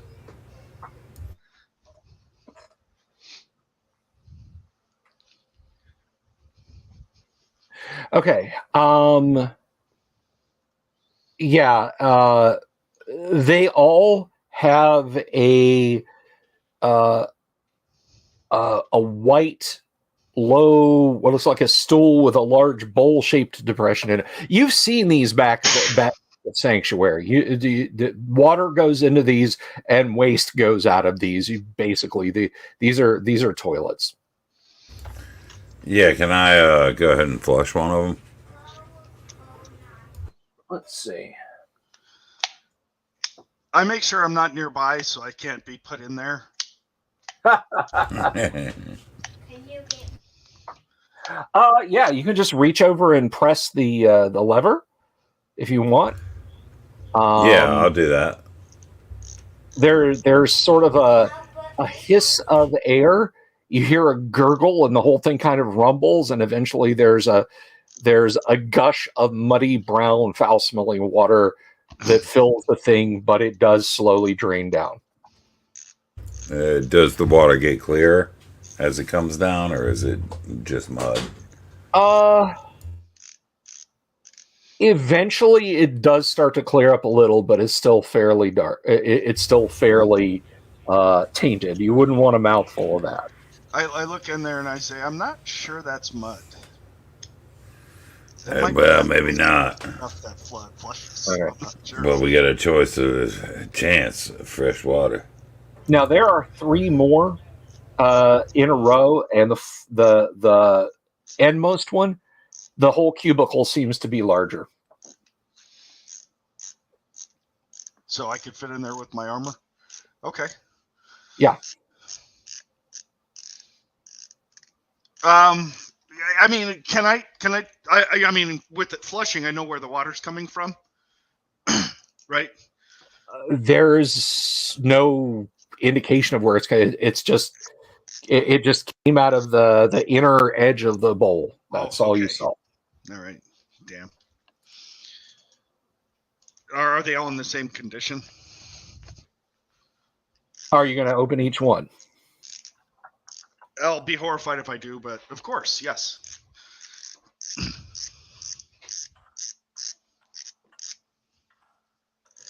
The other two are in similar condition.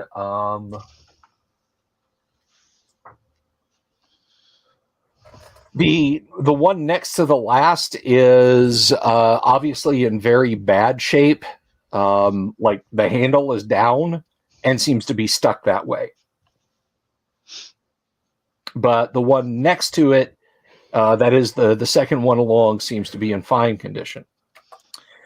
The final one, when you open the door to it, you're able to step in your armor. It looks like someone tried to make themselves comfortable in here. There are papers, cloth, something heaped up in the corner away from this basin, and there is some kind of cloth over it, and there are shapes underneath that.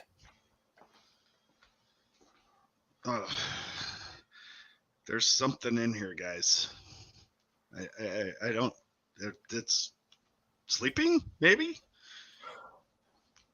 I mean, if I watch it, does it move at all? It does not move at all. Okay. I'll watch out for seeds. I lift the cloth over one of the lumps and look in there. The one nearest you appears to be the skeletal form of a child or a small human. Tattered remains of ancient clothing, little shoes, and the crumbling remains of some kind of soft child's toy. Okay, I'll say false alarm. These aren't going to be able to hurt anybody. I don't know how comfortable I am digging through this. I think I'm going to back out. Okay. It's kind of feels icky to me. All right, that's fine. Yeah. Yeah, I think like we saw at that park place, this might be a young one that's been gone for some time. There might be more in there. I'm not looking through it, guys. I mean, feel free. Send in Monday.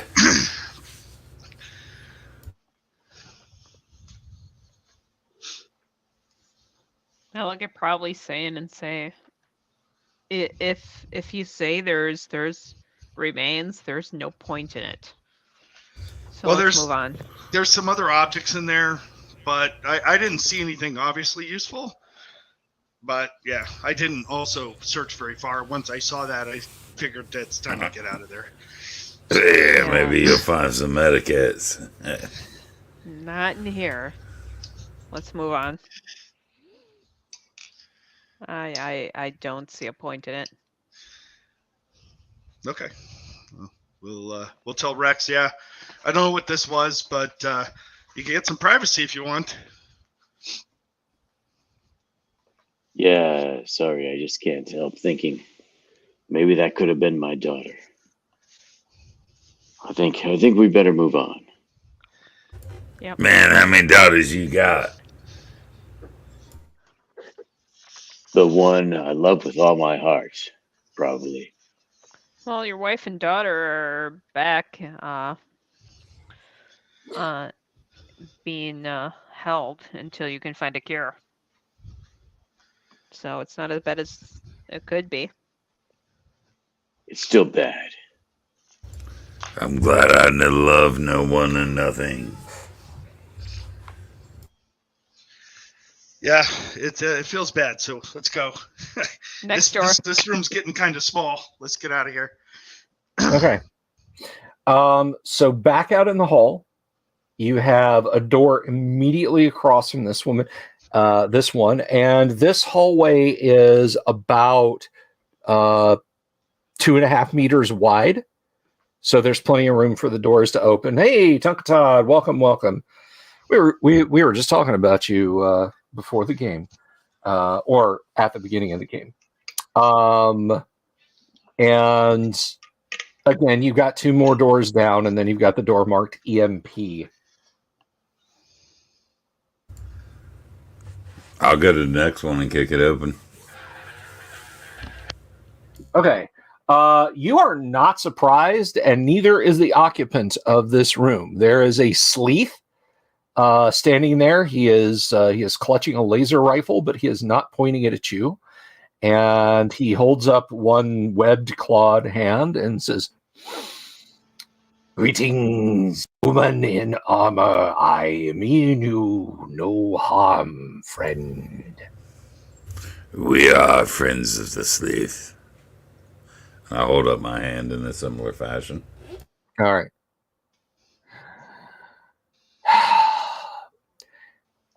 The Eye Beast, have you encountered it? Yeah, I just killed it. It is, in fact, destroyed. Strong you are. Most fortunate that you have destroyed it. Many days have I been trapped in here. Fortunately, one of these basins is able to produce water, and I had a small supply of food. I came searching here for technology and items to trade. I became cornered, but it did not detect me.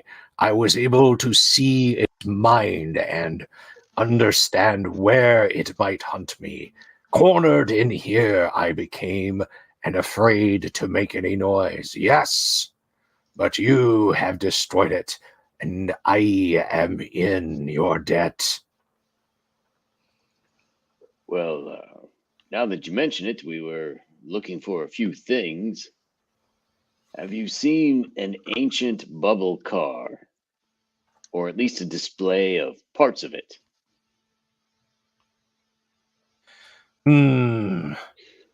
You speak of an ancient vehicle type, yes? Yes, but not the really primitive ones.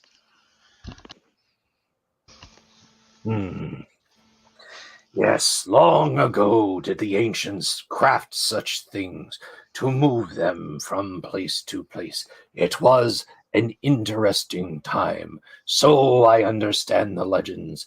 The entire planet was working alive with pure strain humans alone. Such a strange image it is to picture in my mind. But here, I have only seen images of them and small displays of what I suspect could be components of them. Could you point us to the components? We would like to take a look. If it is safe to go out onto the walkway, let me show you to where I have found these things. Thank you. We appreciate your help. And along the way, Not at all. if there's any medikits, healing type of things, if you could point them as we go. You require healing. A moment. He reaches out and gently just takes your just kind of wraps his scaly clawed hand very gently around your head and looks in your eyes and nods sagely. Yes, healing. It's a Sleeth thing. He digs around in his pack and comes up with a small sachet of leaves. these can be applied to injuries. I see that your friend in the armor has been injured many times. He These has. can be of healing, yes. I'm going to ask him for the directions on how to apply them correctly. Let me see. First, you will chew them in your mouth. Then you make a poultice of cloth or vines and apply them to the wounds. Okay. And that is how it heals. And what is the healing time frame on that? Small injuries over the course of perhaps a few hours may thus be healed. Now this is this is not a this is not an unusual thing. There are mutated plants that do what he's talking about.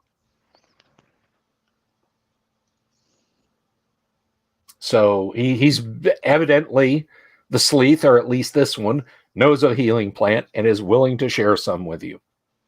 Okay.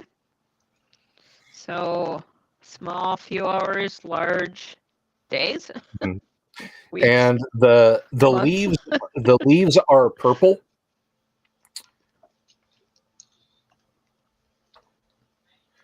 So And I'll try to get more information on what plants that they look like that the leaves are harvested from. So if I find them in the wild, or could possibly find a plant and cultivate it at base, ideally. okay. He found these well outside the city as he was traveling. He does his best. The thorns are long and sharp, perhaps not so sharp as to puncture your hand all the way through, but you will definitely feel it. The branches bend just so towards the rising sun in the hotter seasons and towards the sky in the colder. It's, again, a Sleeth way. They kind of very philosophical and roundabout as they discuss these matters with you. Do I have like a book that I can like try to offer him a pencil to sketch something? You don't, and so no. Okay. I'll try to find a book along the way too. But All right. I'll tax him as we go and that to try to get as much description as possible so I can locate it later. Okay. All right. So he's kind of loping along and, holding forth perhaps this was a religious building. The ancients seemed to worship technology. By the way, Rex, you did see a few minutes after the encounter with the beast that was beholding you with all of its eyes, your suit's shield indicator slowly recharged. Excellent. Okay, eventually you guys come to a display here on the mezzanine, and sure enough, there is something that looks like a bubble car, or the parts of a bubble car. It is in the middle of a low, basically a corralled off area, a low wall. And it looks like the bubble car has been very meticulously disassembled. And each part, each major component, not down to individual pieces, but each major component is standing on some kind of a prop. And there's the crumbled remains of signs indicating what each thing might be.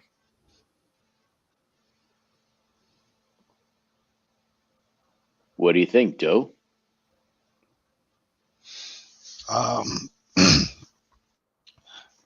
Cursory look. Does it look like the parts might be what we've used, or is this in areas that I haven't looked before?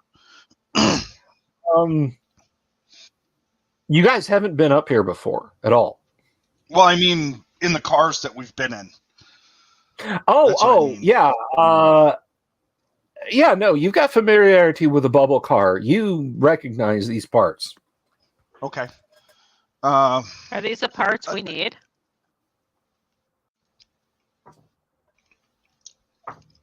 Well, first and foremost, I'm going to ask the sleaze, did you do this? No. I found it such. As I said, perhaps this was an ancient temple. This seems to be a sacred arrangement. Hello, Miss Bella Games.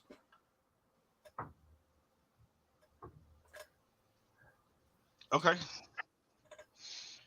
Uh, Well, I mean, yeah, there's parts here. I try to match up the ones that we're missing Okay. or that we have trouble Give me a with. D10 roll. All right. Most of I it got a- that you it's a one. see has, you think for purposes of showing off, most of the pieces look like they've been cut straight in half. Like, that's not something that's supposed to be in two pieces, but it has been very carefully cut into two pieces so you can see the inside of it. The parts are treasure types I, S, and T. I love it. Yeah, these might be the parts, but they've been dismantled in a let's just say destructive way. Now, you do find... Okay. I was just going to say, you do find a useful component module that is in... It is intact. There is a component module there that seems to be intact. Okay. I'll take it, and I'll say the rest of these, I don't know, maybe they can be fixed, but I can't fix them. Okay. And there are a couple of more... Let's see.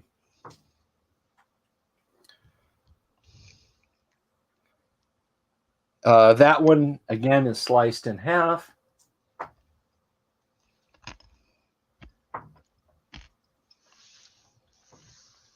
And you found another one that is in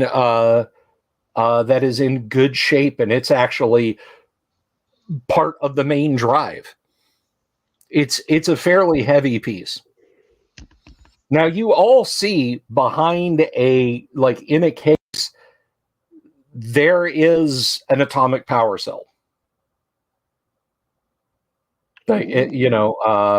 It's basically, there's some ancient writing on the base of the clear case that it's sitting on. And there's... Let me see. What was it on the bubble car? We needed a power cell for something. Well, I think a bunch of people needed them for armor. Right. We had the rejuve chamber issue, right? But I think we had to solve that with like mains or something, right? And then the armor stuff. So you, well, the bubble car is, as far as you guys know, is powered by sunlight. So you're not sure why this particular cell is there.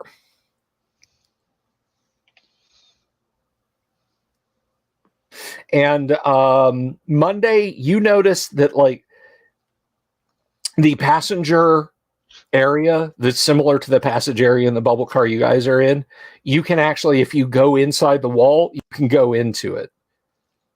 In fact, it looks like it's intended to be that way. I'll go and investigate. Okay.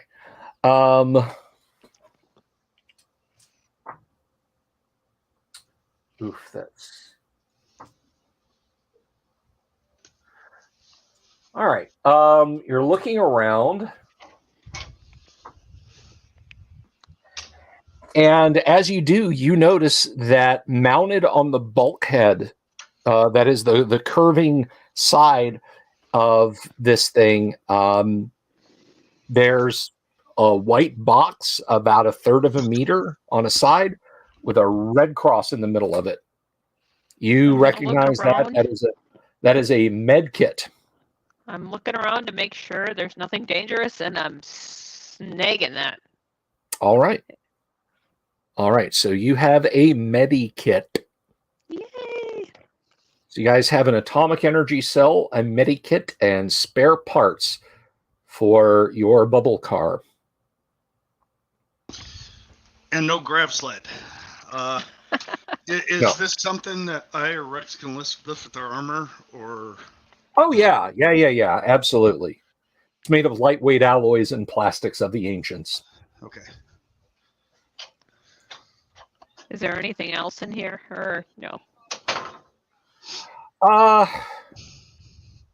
I mean, the seats are in better condition than the ones in your bubble car, but you'd need a wrench and Yeah. and a good half an hour's worth of work to get those out. Yeah, we're not going to worry about that. Yeah, or you can And find. there was any other kind of fun things on board, so Yeah, no. okay. I'll get back off and say they got prettier seats, but I don't think it's worth it. Were there any compartments in there that you could search, or not? Did I notice that when I was there? There were similar storage lockers to what's in your bubble car, but they're all open for display purposes, you think, and there's nothing of interest in them. Okay. The sleeve sees you coming out with the medikit and says, "Ah, yes, the cross. I recognize that. One of the religions of the ancients." That's the green cross. This is a red cross. Yeah. Any crosses that you know of where we're going, please let me know. I have not seen. I, the game master, cannot do the sleeve voice anymore. I'm sorry. I'm That looking really at my own voice. That really caught me wrong. I'm sorry, guys. Yeah. But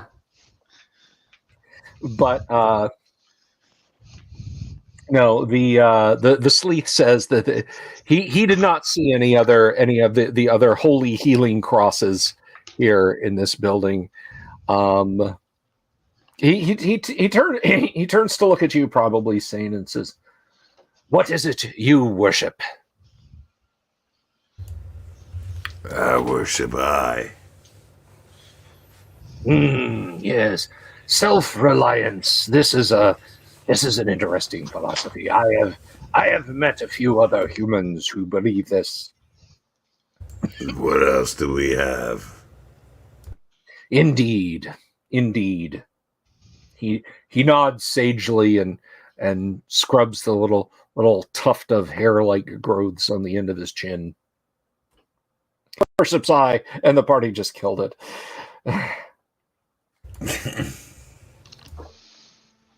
Okay. Jack's got a shameless plug. Over on that eBay site, you've got a set of Fant Force AD&D books available. Search for Exalted NPCs and you'll find them. You know what? We're a quick commercial break because we love us some Jack Photon and we like his efforts. Let me head over there. Now, no fair buying that stuff before anybody gets a chance. I'm not. No. I I know it's Christmas season. I know what You gotta guys get it when you can. Let's see. All right.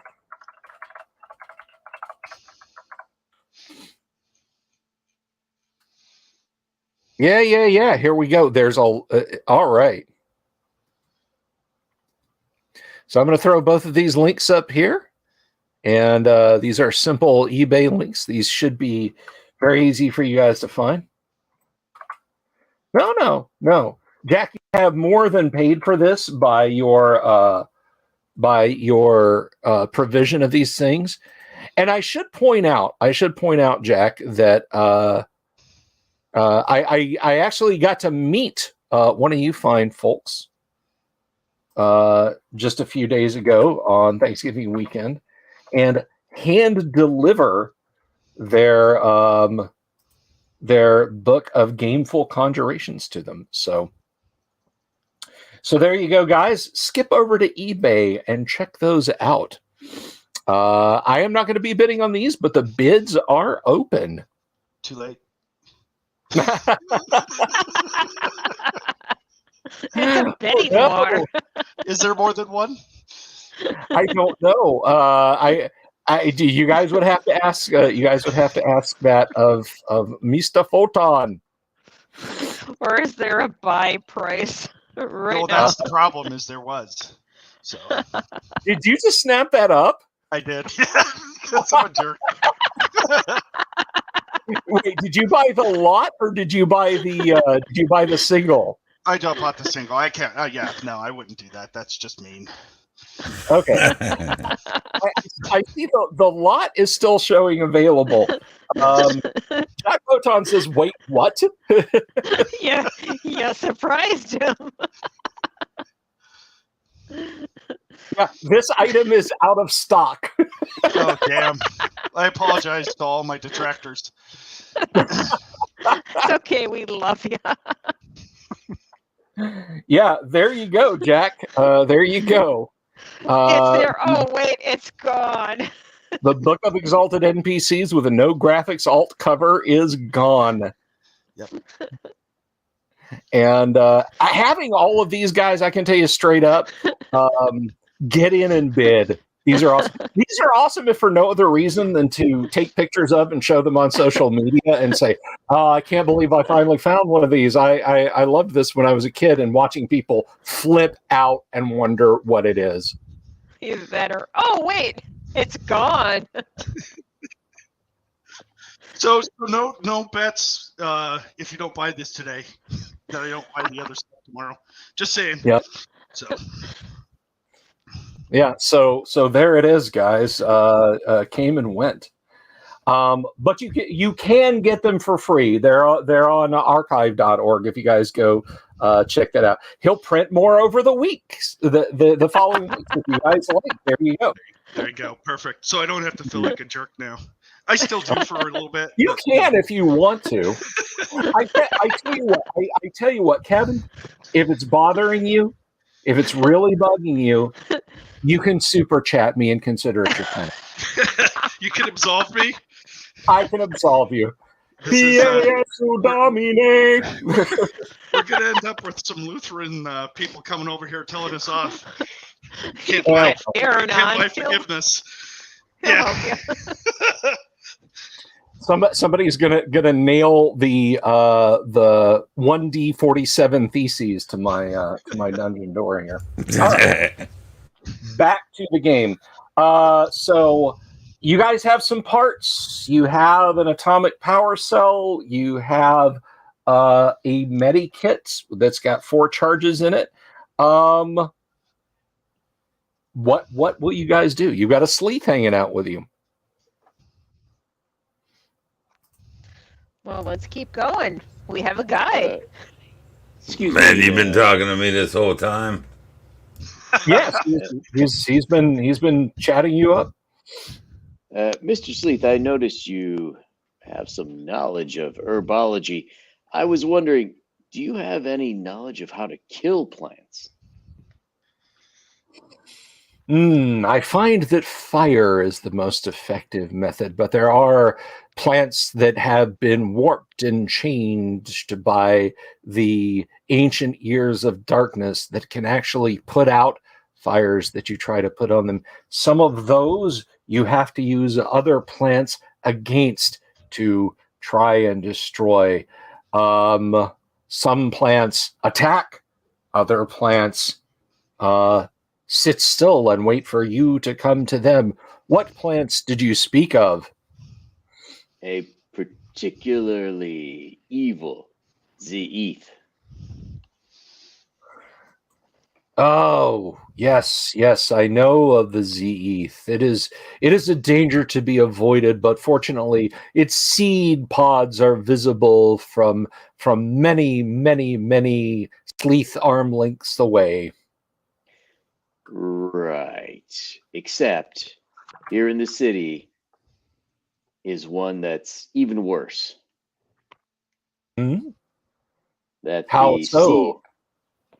Well, there are apparently it turns people into its slaves, and then they bring the seed pods to new people. That is horrifying. His big lizard Right? eyes open and the slits narrow. He is shocked. We could show him the scars, just so he gets a better understanding.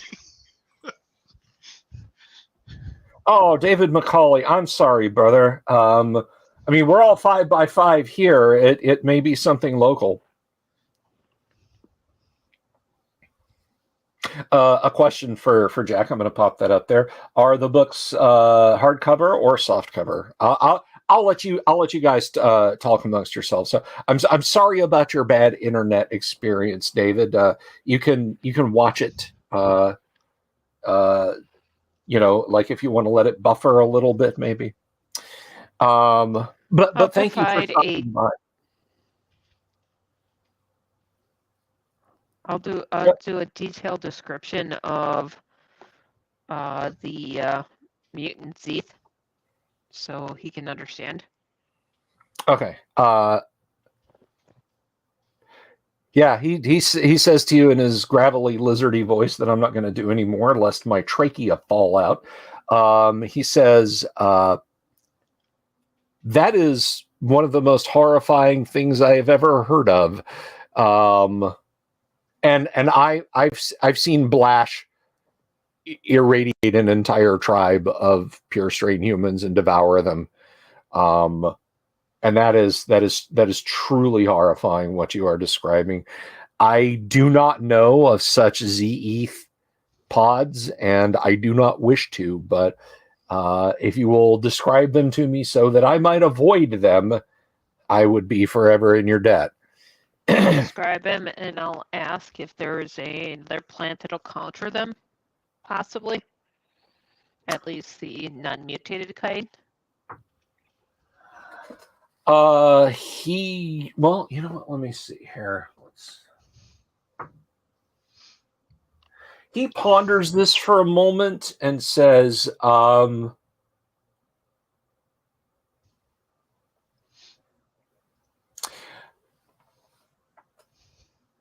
I believe the last time I was in a village of the Orlan had some ancient technologies that might perhaps be useful for dealing with such things. But the last Orlan village I was in was 3 moons ago. It was 3 new moons ago, and it was towards the Great Central Wastes. I understand. You have my apologies. I wish I could be of more assistance. No, I mean you've been a great asset, and we appreciate you. So, just wondering, and I don't have any authority really to make this suggestion, but do you have anywhere to go? Oh, I am a traveler. I journey. I look for things to study and information to share. But do you do that from a home base, or are you just basically a pilgrim? That is the ancient word, pilgrim. Yes, you could call me that.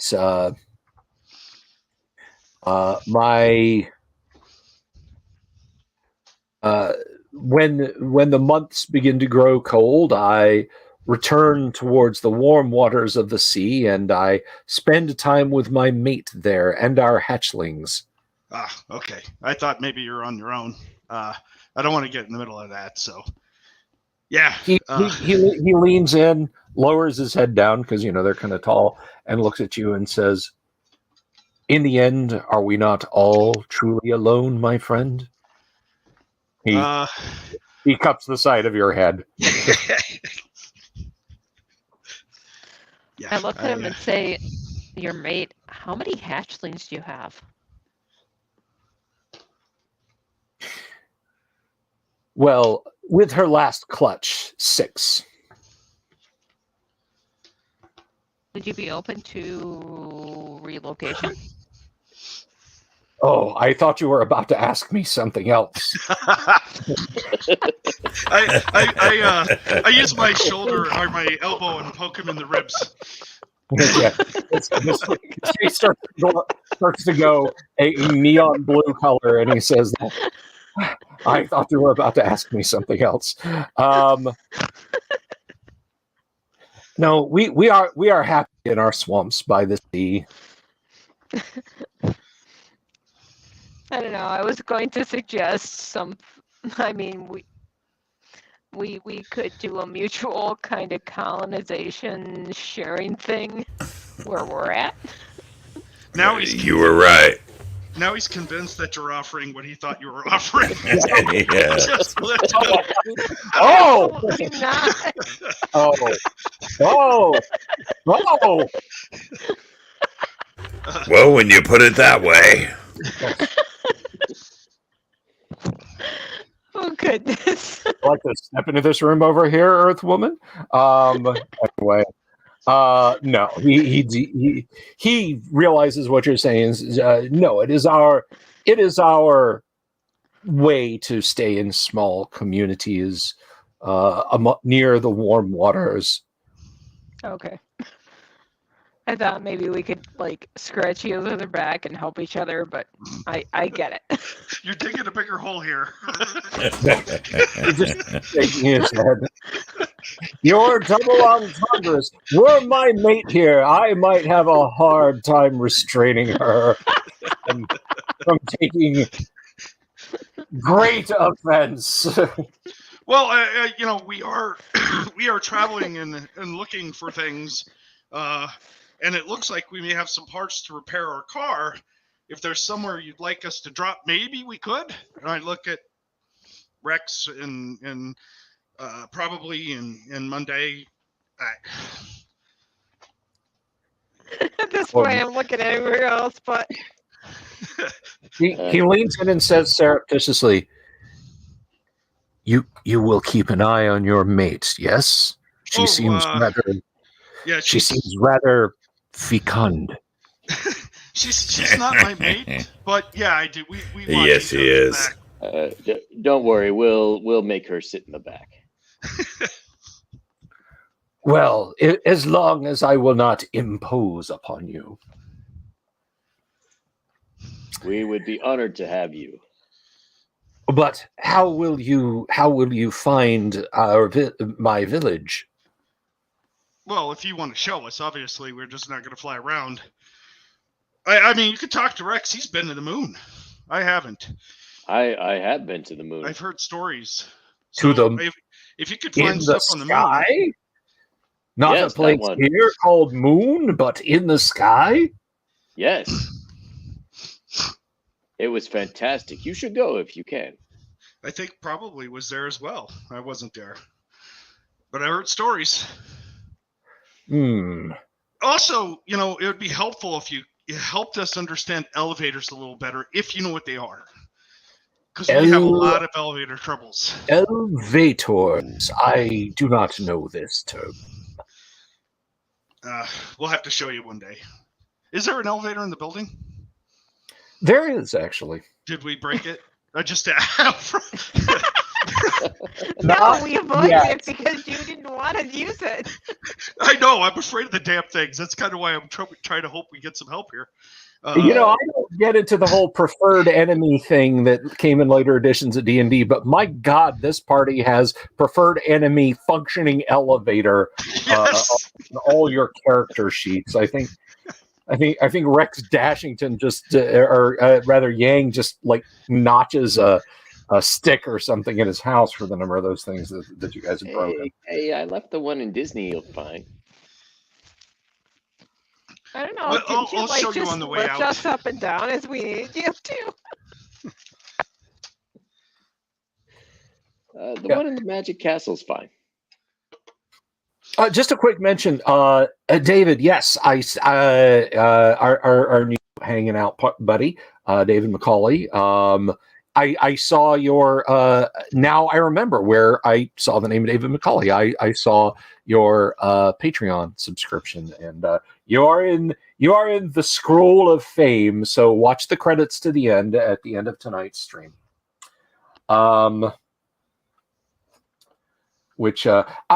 And let me just say, since this is your first stream, I am sorry. I have tried to get Sapphire not to turn these into NC-17 furry romps, but there's only so much I can do from here. All right. So I'm sorry. I just went wild. I don't know. It's the It was holiday the season. Beholder. It was the Beholder. Don't worry. Yeah, No, I know. It's totally fine. no more box wine for you, young lady. All right. So the Sleeth would be honored if you took him in your sky cart. Seems nice Well, enough. the only problem is the Sky card is back at Sanctuary. We took the land card out here. Oh, that's right. Because we need. Because you needed the parts. Do we have all Right. the parts we need? Yeah. Or do we still need more? If I do assessment, can I figure out if we're missing parts? Obviously, I mean, I wouldn't know without being in the car to be sure, right? Give me a D20 roll versus your mental strength. Okay. You provided a list of what we needed. Yeah, he had a list. Okay. Oh, I that's got right. it. You do have a list. Okay, so yeah, you can just check the list. Let's see. Let's roll a die here. What would Jim Ward do? No. Don't ask him. It always ends And all bad. this crap at my party. What should I do? Nuke the bastards. The next thing they find is a neutron bomb with a 5-second timer that's activated by their presence.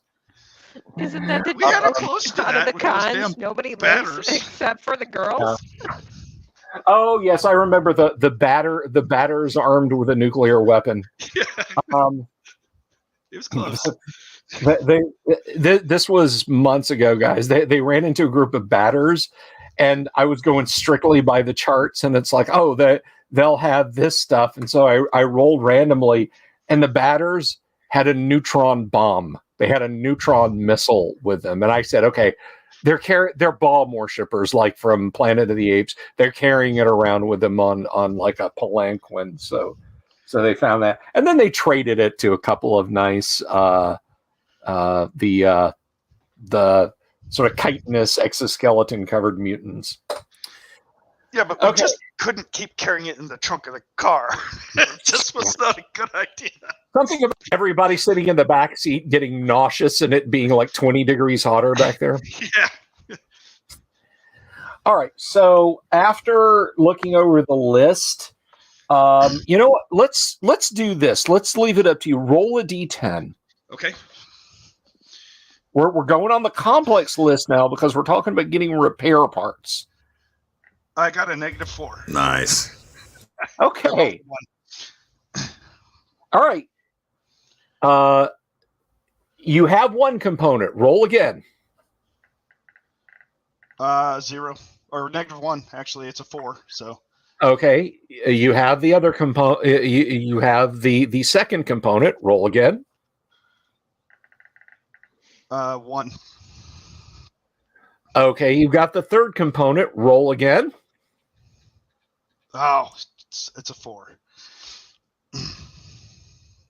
Okay, so you are still missing. You are still missing a few components, but this is half of, this is more than half of what you need. Okay. I'll let. Well, first and foremost, I ask, do you have a name? I feel uncomfortable just calling you based on what I see. My name is difficult for human tongues to pronounce. Okay. You may call me Zarna. Okay. Tim? No, Zarna? Okay. Zarna, No. Zarna. Yeah, I hate to say it, but the speech impediment I have probably is going to butcher your name, and now I'm sad. I should have just called you based on what I saw. I try to say it, and I say, unfortunately, I'm looking at the parts, and it doesn't look like we have all the parts yet. So, if you're willing to travel with us in our other vehicle for a little while we look for the other parts, you have the opportunity. And then I don't know how far away your village or homestead is. We could take you there if that's what you want. It is towards the rising sun.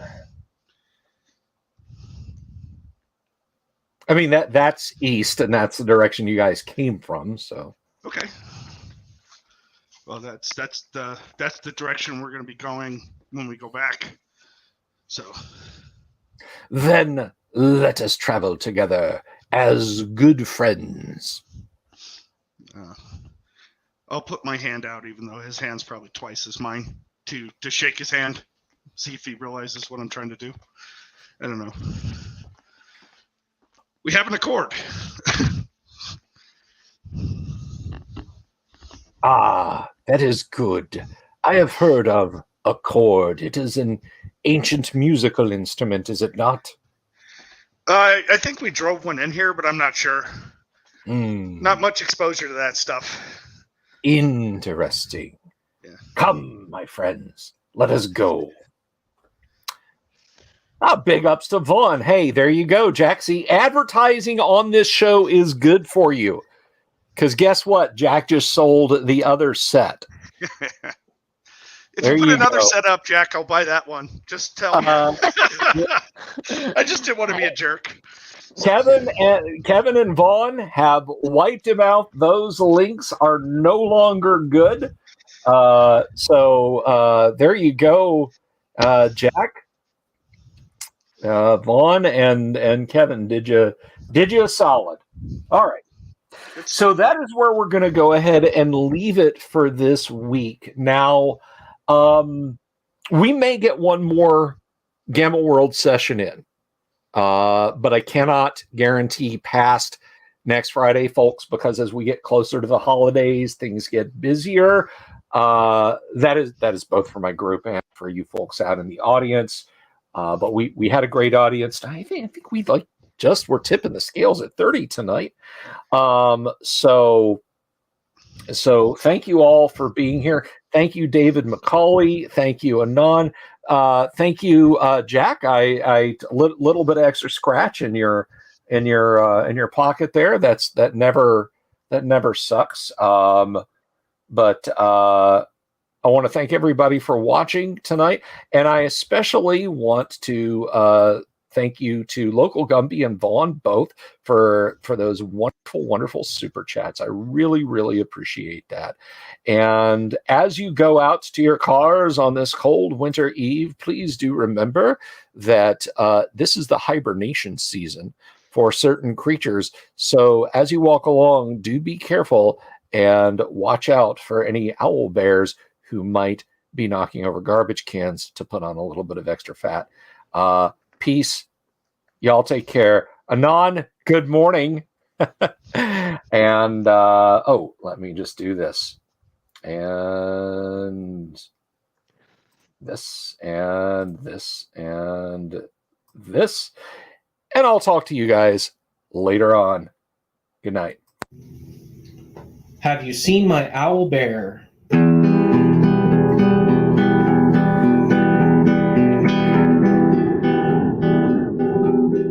Here's to all the weirdos everywhere in the woods and in the air. Have you seen my owl bear?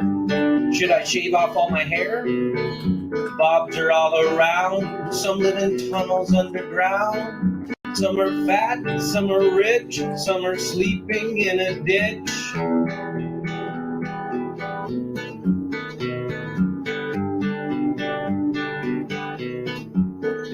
Can you ride a crooked horse without a saddle way off course?